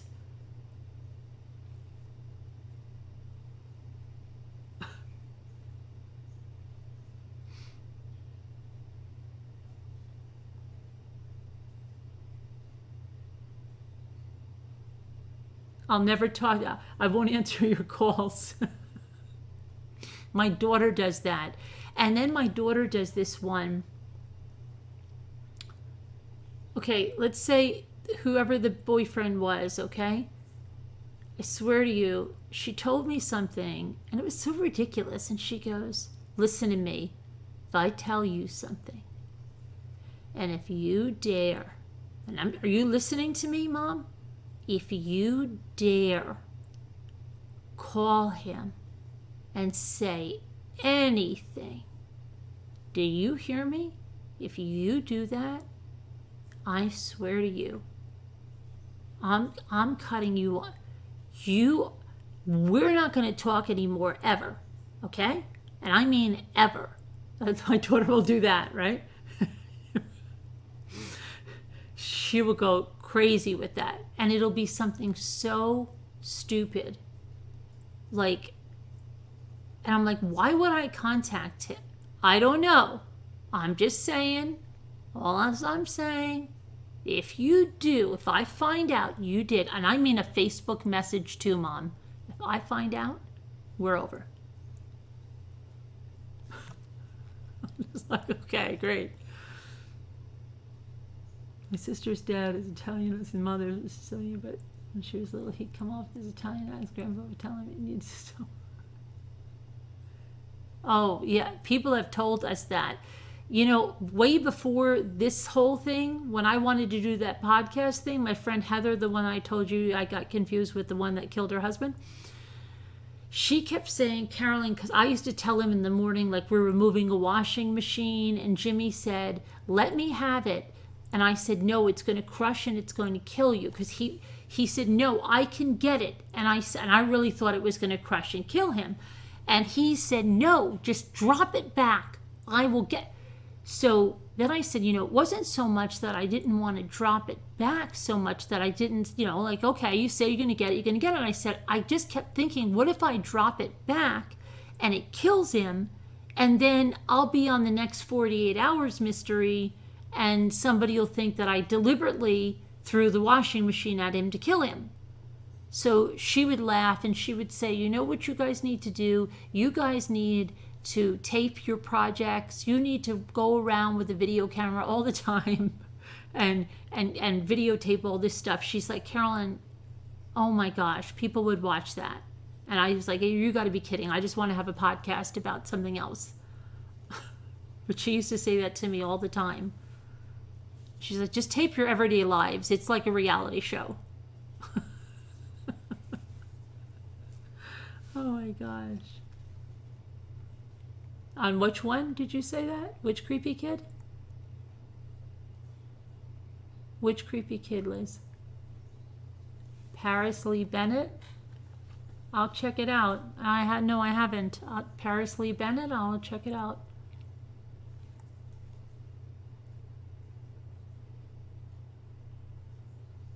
Yeah, and then I'll never forget, like, I forget who it was. Like, my daughter, she just sometimes flies off the handle for no reason. I think it's like, maybe it's something else. And so one day, like, my son and I said something to her about, wow, I'm surprised they didn't get you some, I don't know. And she just goes like this, what do you mean? And she just, like, it was a total reaction that was totally escalated, and my son will do the same thing where he's rolling his eyes at me, but she's looking at me, not at him, so she can't see him doing it. So then she thinks I'm laughing or smirking because I'm looking at my son. So then she gets even more mad, and then my son will say things like, wow, that escalated quickly, or things under his breath. And so then, and then later on, he's like, I don't know, she's so emotional. But my daughter will sometimes go like crazy. We have those siblings, call them drunk. But I think it's because, like, my daughter's like something else, and it's just like we're the closest person that she can go from like 0 to 90 on Ninja Turtle knickers, because my James liked plain ones and he hated the fact that his brother could wear his, oh yeah. When one of my siblings is mad, a holiday friendship.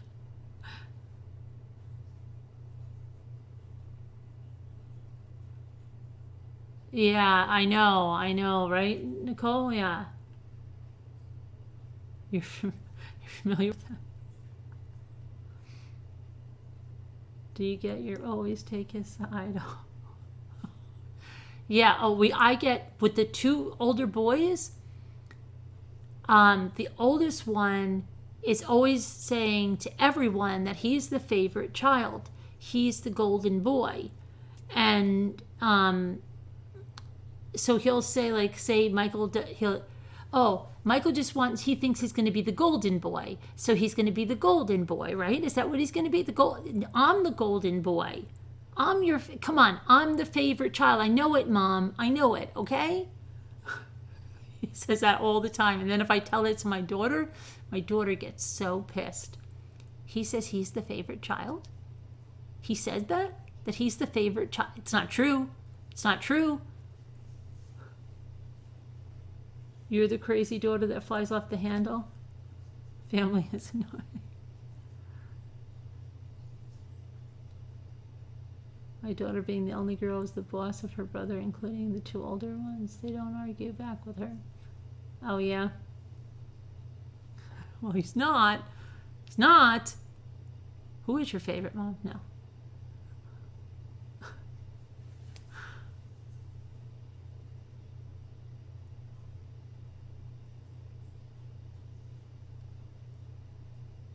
Hey, Eva. You Pitbull. They ever contradict you or think you don't know what you're talking about like now?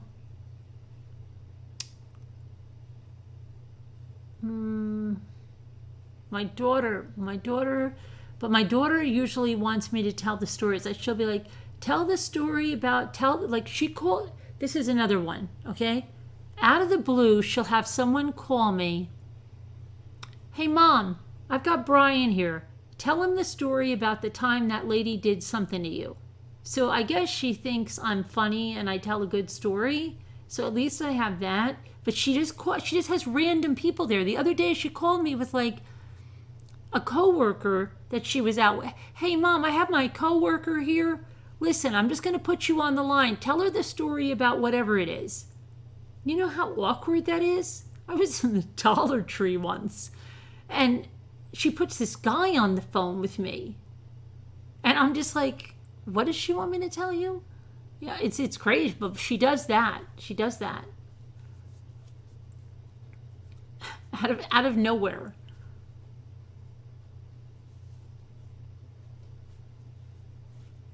Dad would say I'm his favorite, but don't take. Well, my brother and sister-in-law, they have 4 kids, and they said on everyone's card, they write, like for their birthday, they write, don't tell anyone, but you're our favorite child. But they write it to everyone, like something along those lines.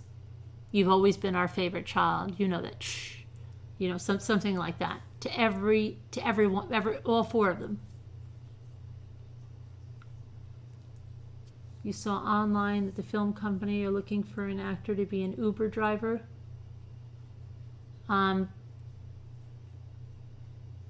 because they took an Uber, or maybe they're going to show that point where they took an Uber, I believe, from the hotel to the airport.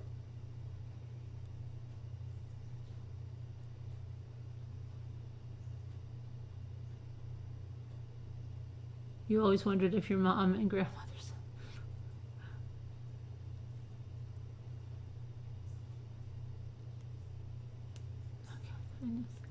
But yeah, oh my gosh, yeah, kids are funny kids.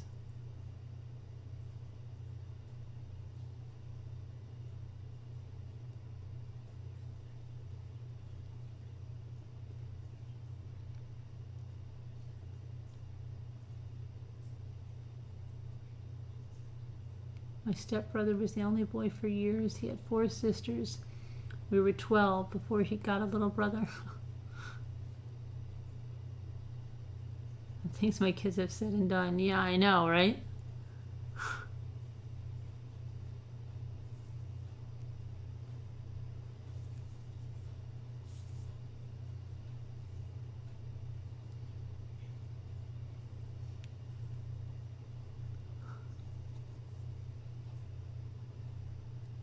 You're the oldest of 4 kids, and you have 4 kids.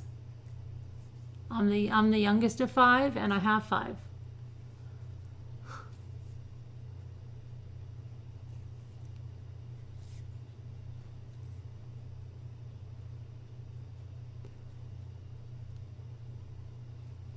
But wow, yeah, it's just, you're the third of 8 and you have 1. And we're all nuts.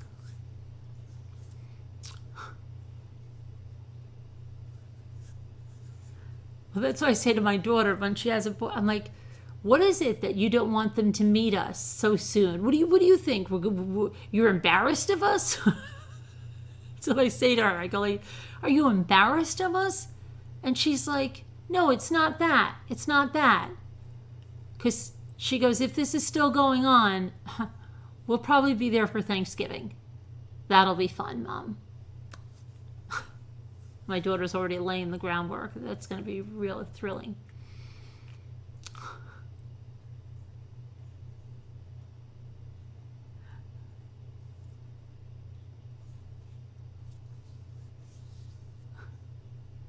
My son still remembers when she had her friend when we went down for that CPR thing, and she's like, a little disclosure, Ayla, they're very sarcastic. And my son still remembers that. He's like, remember when she said she had to give that disclosure, and then the girl really found us really funny and everything, and then she like zoned out because and I'm just like, yeah, because then we went to the diner and the girl was great, but my daughter acts like, I don't know, like we're crazy. Your mother has 11 and she is number 4, and she has brothers who are around your age. 4 of them and 1 sister.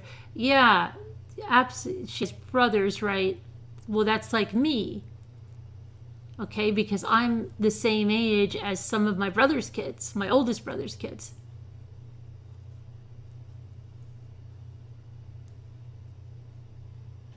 My mom had 1 daughter, and I had 1 daughter, and she had 1 daughter.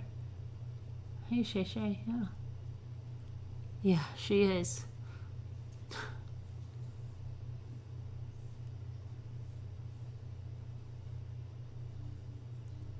You were raised as the oldest of 7. My older sister had some issues. DNA gave me the other older sister. I wonder if it was all the responsibility. The fiance, he's not a fiance yet. They've only been together 4 months.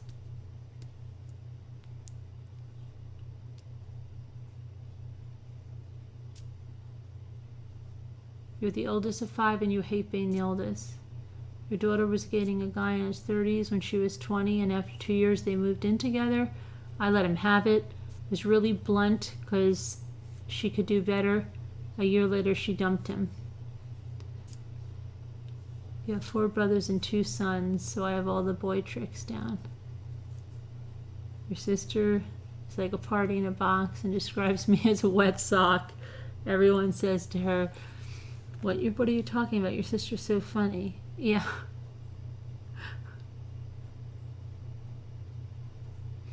Oh, neither of them have fiancés. Then neither of them have fiancés. I'm really like, I said to my son the other day, I was told the oldest one, right? So the 26-year-old, because he told me I said, what's going on? You're not with that 40? Mom, I'm not with a 49-year-old. I told you that she came to the restaurant. She was talking my ear off. She wanted me to go up and ride horses, Mom. I didn't do anything with her. I wasn't not happening. So then he goes, I did go, listen to this one. I did go on a date with someone that he, one of those online things, right? Listen to what he said. He goes, she said she was 26. So I met her, somewhere for dinner or something. I don't know what these. And then he goes, she didn't put in her profile that she just had a baby. She didn't put in her profile current pictures.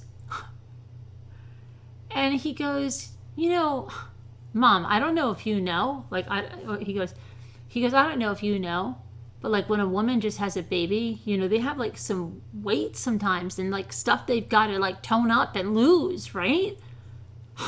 She had all that, Mom.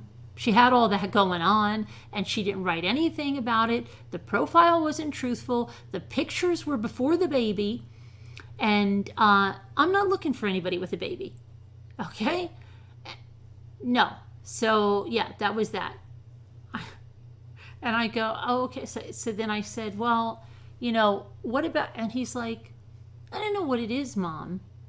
What are you telling me that I need to be in a relationship? I don't want to be in a relationship right now, he told me. He goes, why don't you ask the other two? They're older than me. And so then I'm like, yeah, I don't know what they're doing. But yeah, no, he's like, she was very untruthful. And I'm like, well, who's the baby's father? He's like, I have no idea. And she had it pretty recently. That's crazy.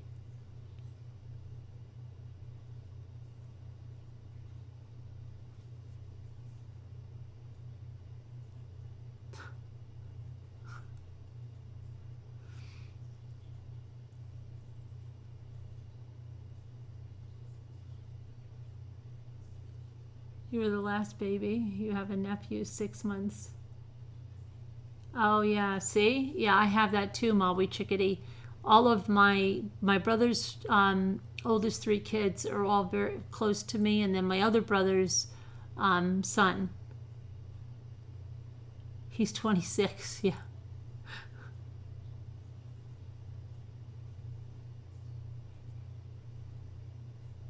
Did I?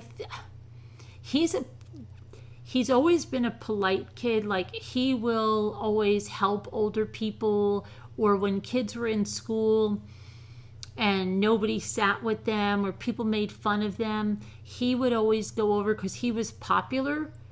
So he would go over, like, I know there was a girl on the bus that nobody talked to or something they made fun of. And so then he would go over and talk to her, and he'd tell everybody else to shut up and leave her alone, and they would.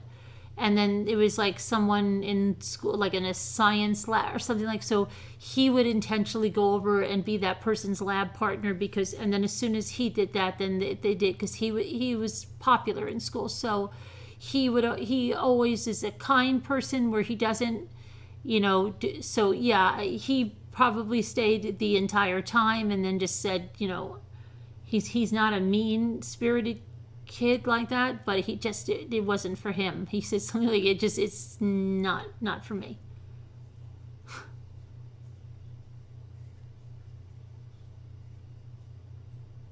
Yeah, no, he was very good like that.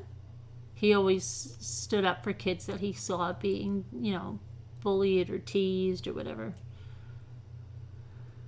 But he just, and he's always was good with older people, like even around the lake. He knows how to, he's very good. Like I always say, that's why he can work the front of a restaurant very well, because he gets along, he knows how to make all the conversation. He's very good like that.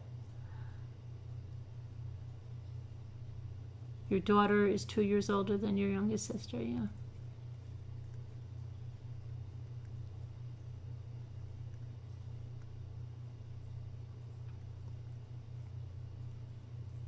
Mm-hmm. Yeah, definitely Roger Rabbit, yeah. But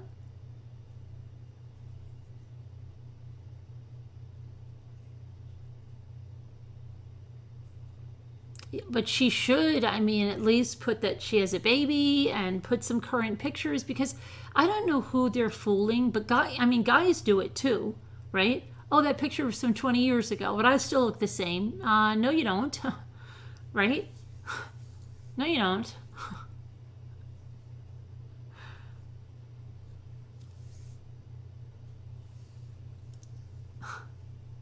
He said she had the baby really recently.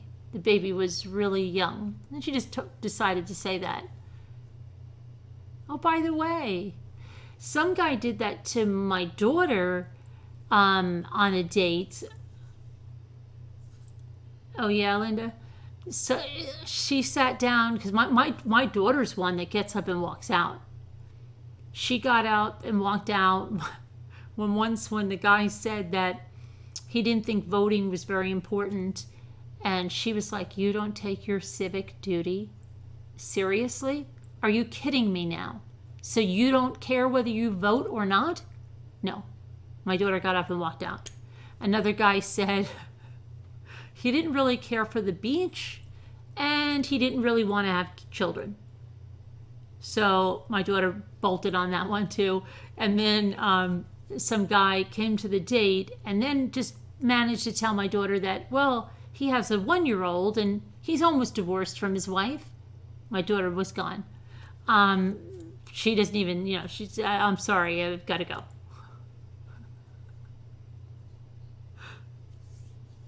But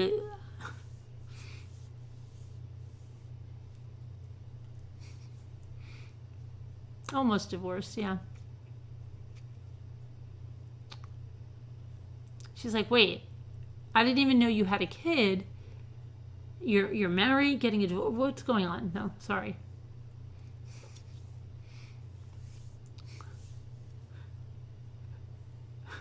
My daughter takes voting very seriously. Your ex and I were almost divorced for 18 years. Just like you're done. I did dump a date that said he didn't vote. Really?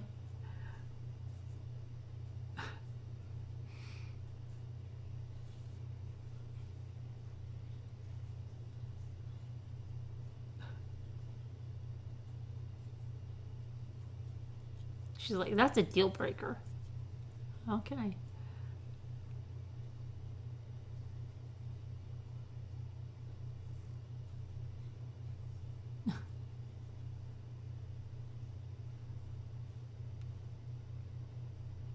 But I said to my son, I'm like, "Why do you have to even go online? Don't you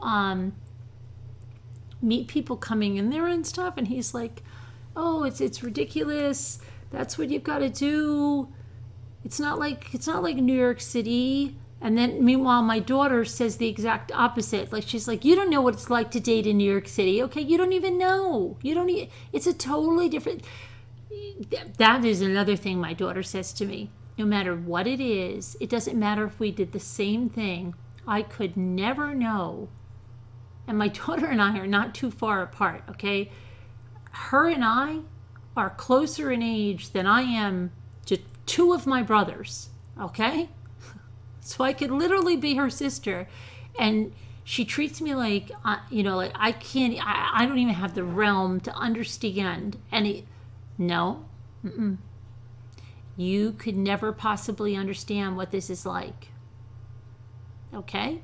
You don't even have the capacity to understand this. You just can't. It's not your fault, Mom. You can't.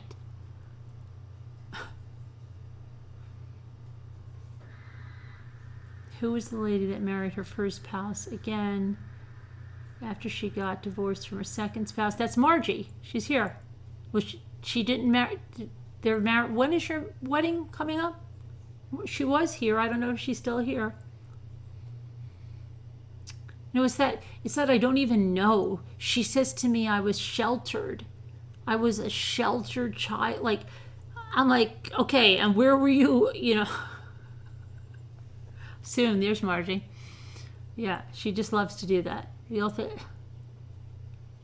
And she's very dramatic about it too. Well, yeah.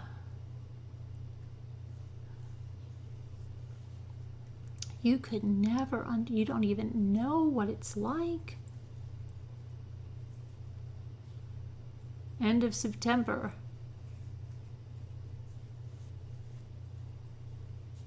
Getting excited? Couldn't possibly.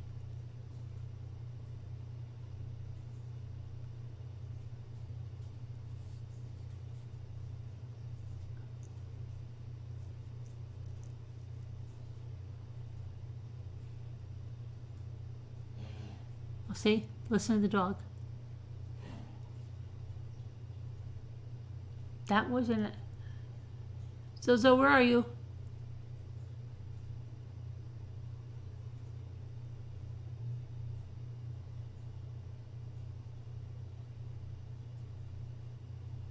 You know what it almost sounds like a little bit now? You know, did you ever go to the dog section in Walmart and they used to have a...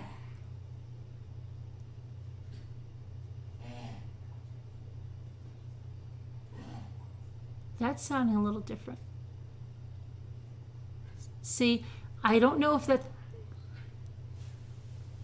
that's a good sign or a bad sign. Because Zoe, come here, Zoe. Because now I'm thinking she would normally just do it once. Now it sounds like, hold on a minute. Zoe, come here. Come over here. Come over here. You hear it? Come here. What's the matter, baby? What's the matter?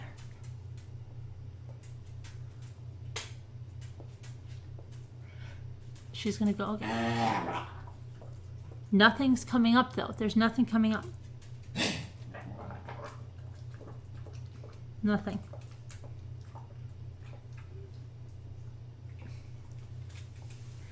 You think it's the glove? See, but I thought like, okay, well, whatever it is that she has, maybe it's lubricating something and maybe she's going to get something out.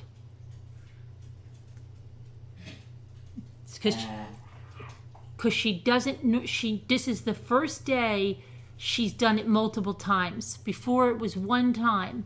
Now it sounds like, it almost sounds good, like it's going to come up now.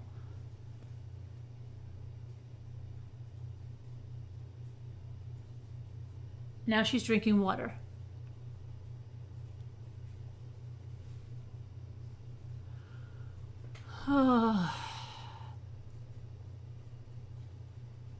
She's got the sore throat from the yakking. Something stuck. She didn't have a bone. We don't give her bones. She ate a thumb of the glove. She's going back into the vet tomorrow. But I'm just hoping, like, every time she does that... Now, see, now she just drank the water. What'll happen is she'll...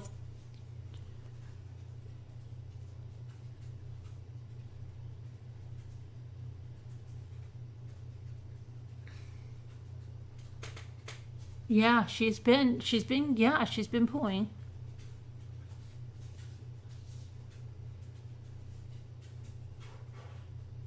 What's up, Zozo?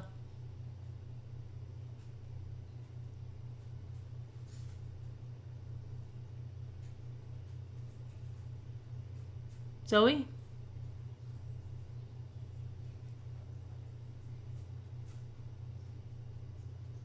Drinking again. So, yeah, I don't know. We'll have to see. You have 2 with tracheal issues. It sounds more like a gasping. But she's only... This is the first day she's doing it more than once. Yes, she's eating. Maybe it's including her airway.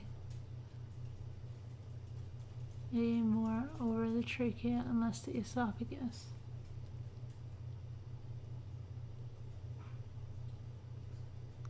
She's on 3 different medications. And she had a shot.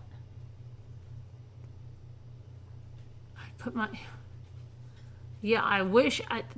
I'm just hoping that now that she's doing it more frequently, maybe it's worked its way up and it's going to come out.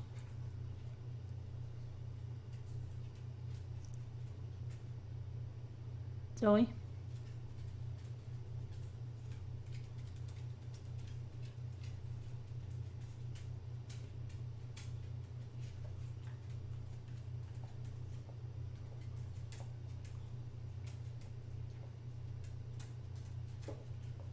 What's up, Bubby? You okay? Are you okay?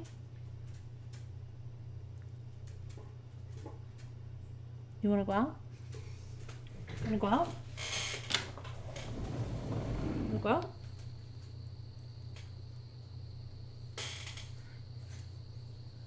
You want to go out?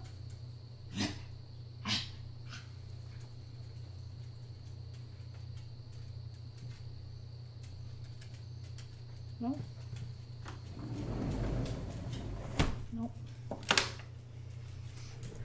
No. You don't want to go out? You go to sleep? Go sleep.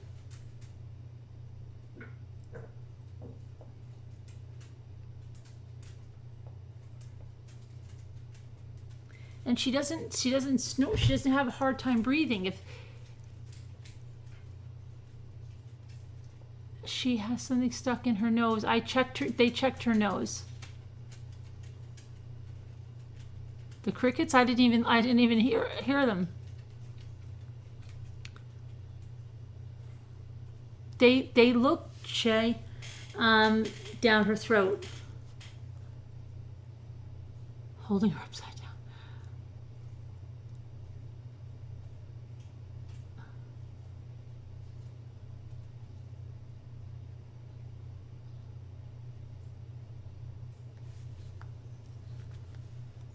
Good to have that. Oh, on the yeah. No, it's not kennel cough, because she's only started. It's not a cough. It's a gag. She's taking an antibiotic. She's taking a laxative thing to move the stuff out. She's taking a steroid, I believe it is, and she was given a shot.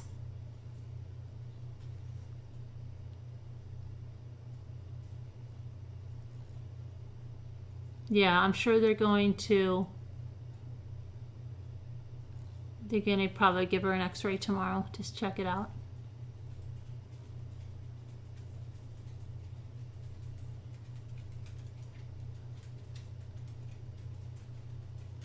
You have a married son, a son living with his girlfriend, and a daughter with an 8-year-old. She's with the boy's dad, but won't marry him because he's a narcissist. And it's all volatile. That sounds horrible. Does she chew on sticks? No. She ate the thumb of a glove. Don't leave the office without an x-ray.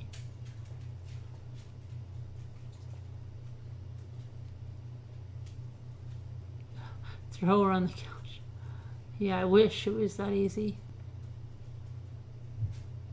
One started getting a cough. She keeps trying to bring it up, then drink, and it goes down. Yeah. Yeah, I keep thinking that, oh, I really thought she was just going to hack it out and everything's going to be great.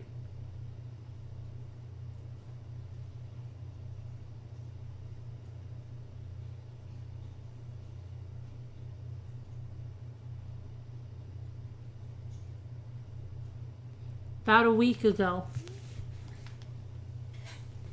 See, now she's in her bed.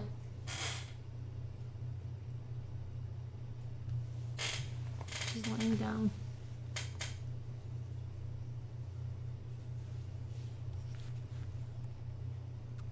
What's the matter? You're not feeling well, Evie?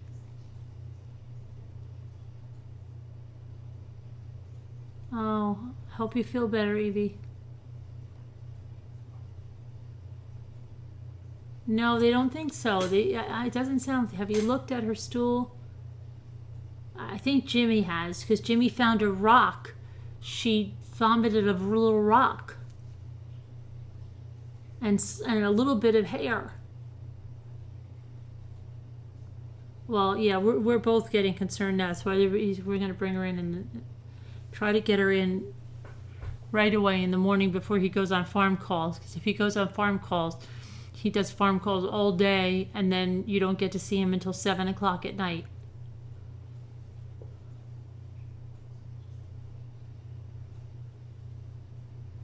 Still think it's a bezoar.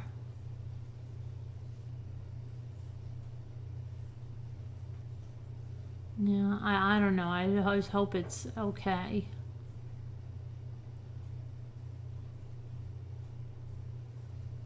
She was licking a lot with the allergies, a lot.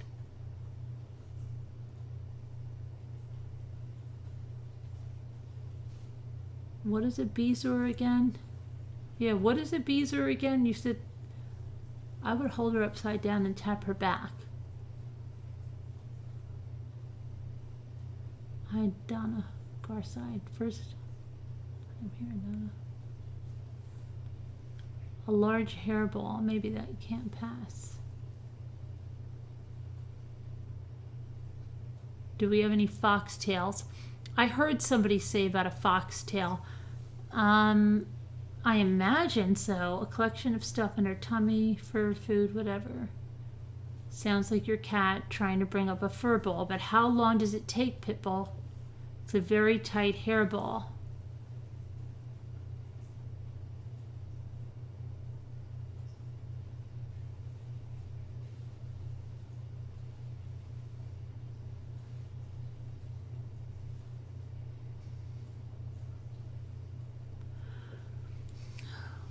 So is my dog making the same sound. They put him on Apoquel and 2 rounds of prednisone.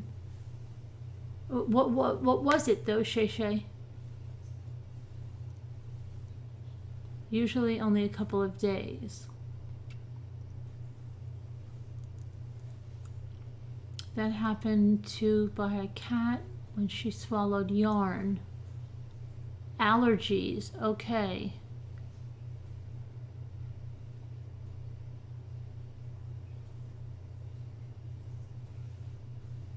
Your boyfriend, your ex-boy is harassing you again, spreading lies. He's obsessive and nuts. He has a new girlfriend, but is still, oh, that's a shame, Evie. I hope that ends. Maybe too large to pass. Poor wee thing. Yeah, well, she'll go to the vet tomorrow. Let's see. Could she have eaten a dead animal? I don't think so. I mean, she kept heaving and would vomit clear liquid. It finally came out, long yarn. I wish that's now that she's doing it more. She only did it once, and when she does, I'm like, oh my gosh, please just go, have it come out. That would be such a relief. It's a combo of her being allergic. Yeah. Yeah, I'm sure they'll do the x-ray, yeah. I listen to the kennel cough too, and it doesn't sound like it. It's different. I've watched the dog's expressions when they have the kennel cough, and this is totally different. This is really, it's not a cough. It's a total gag, like a heave, like a retching.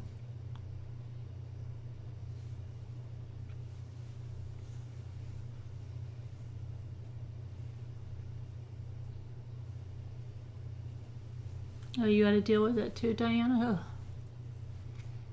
You can get an x-ray. Yeah, that's what we will probably get tomorrow. Yeah, I know. Poor little baby. All right, I'm going to go and see to her right now, but yeah, I'm going to try to see what I can do, if I can massage her belly or something.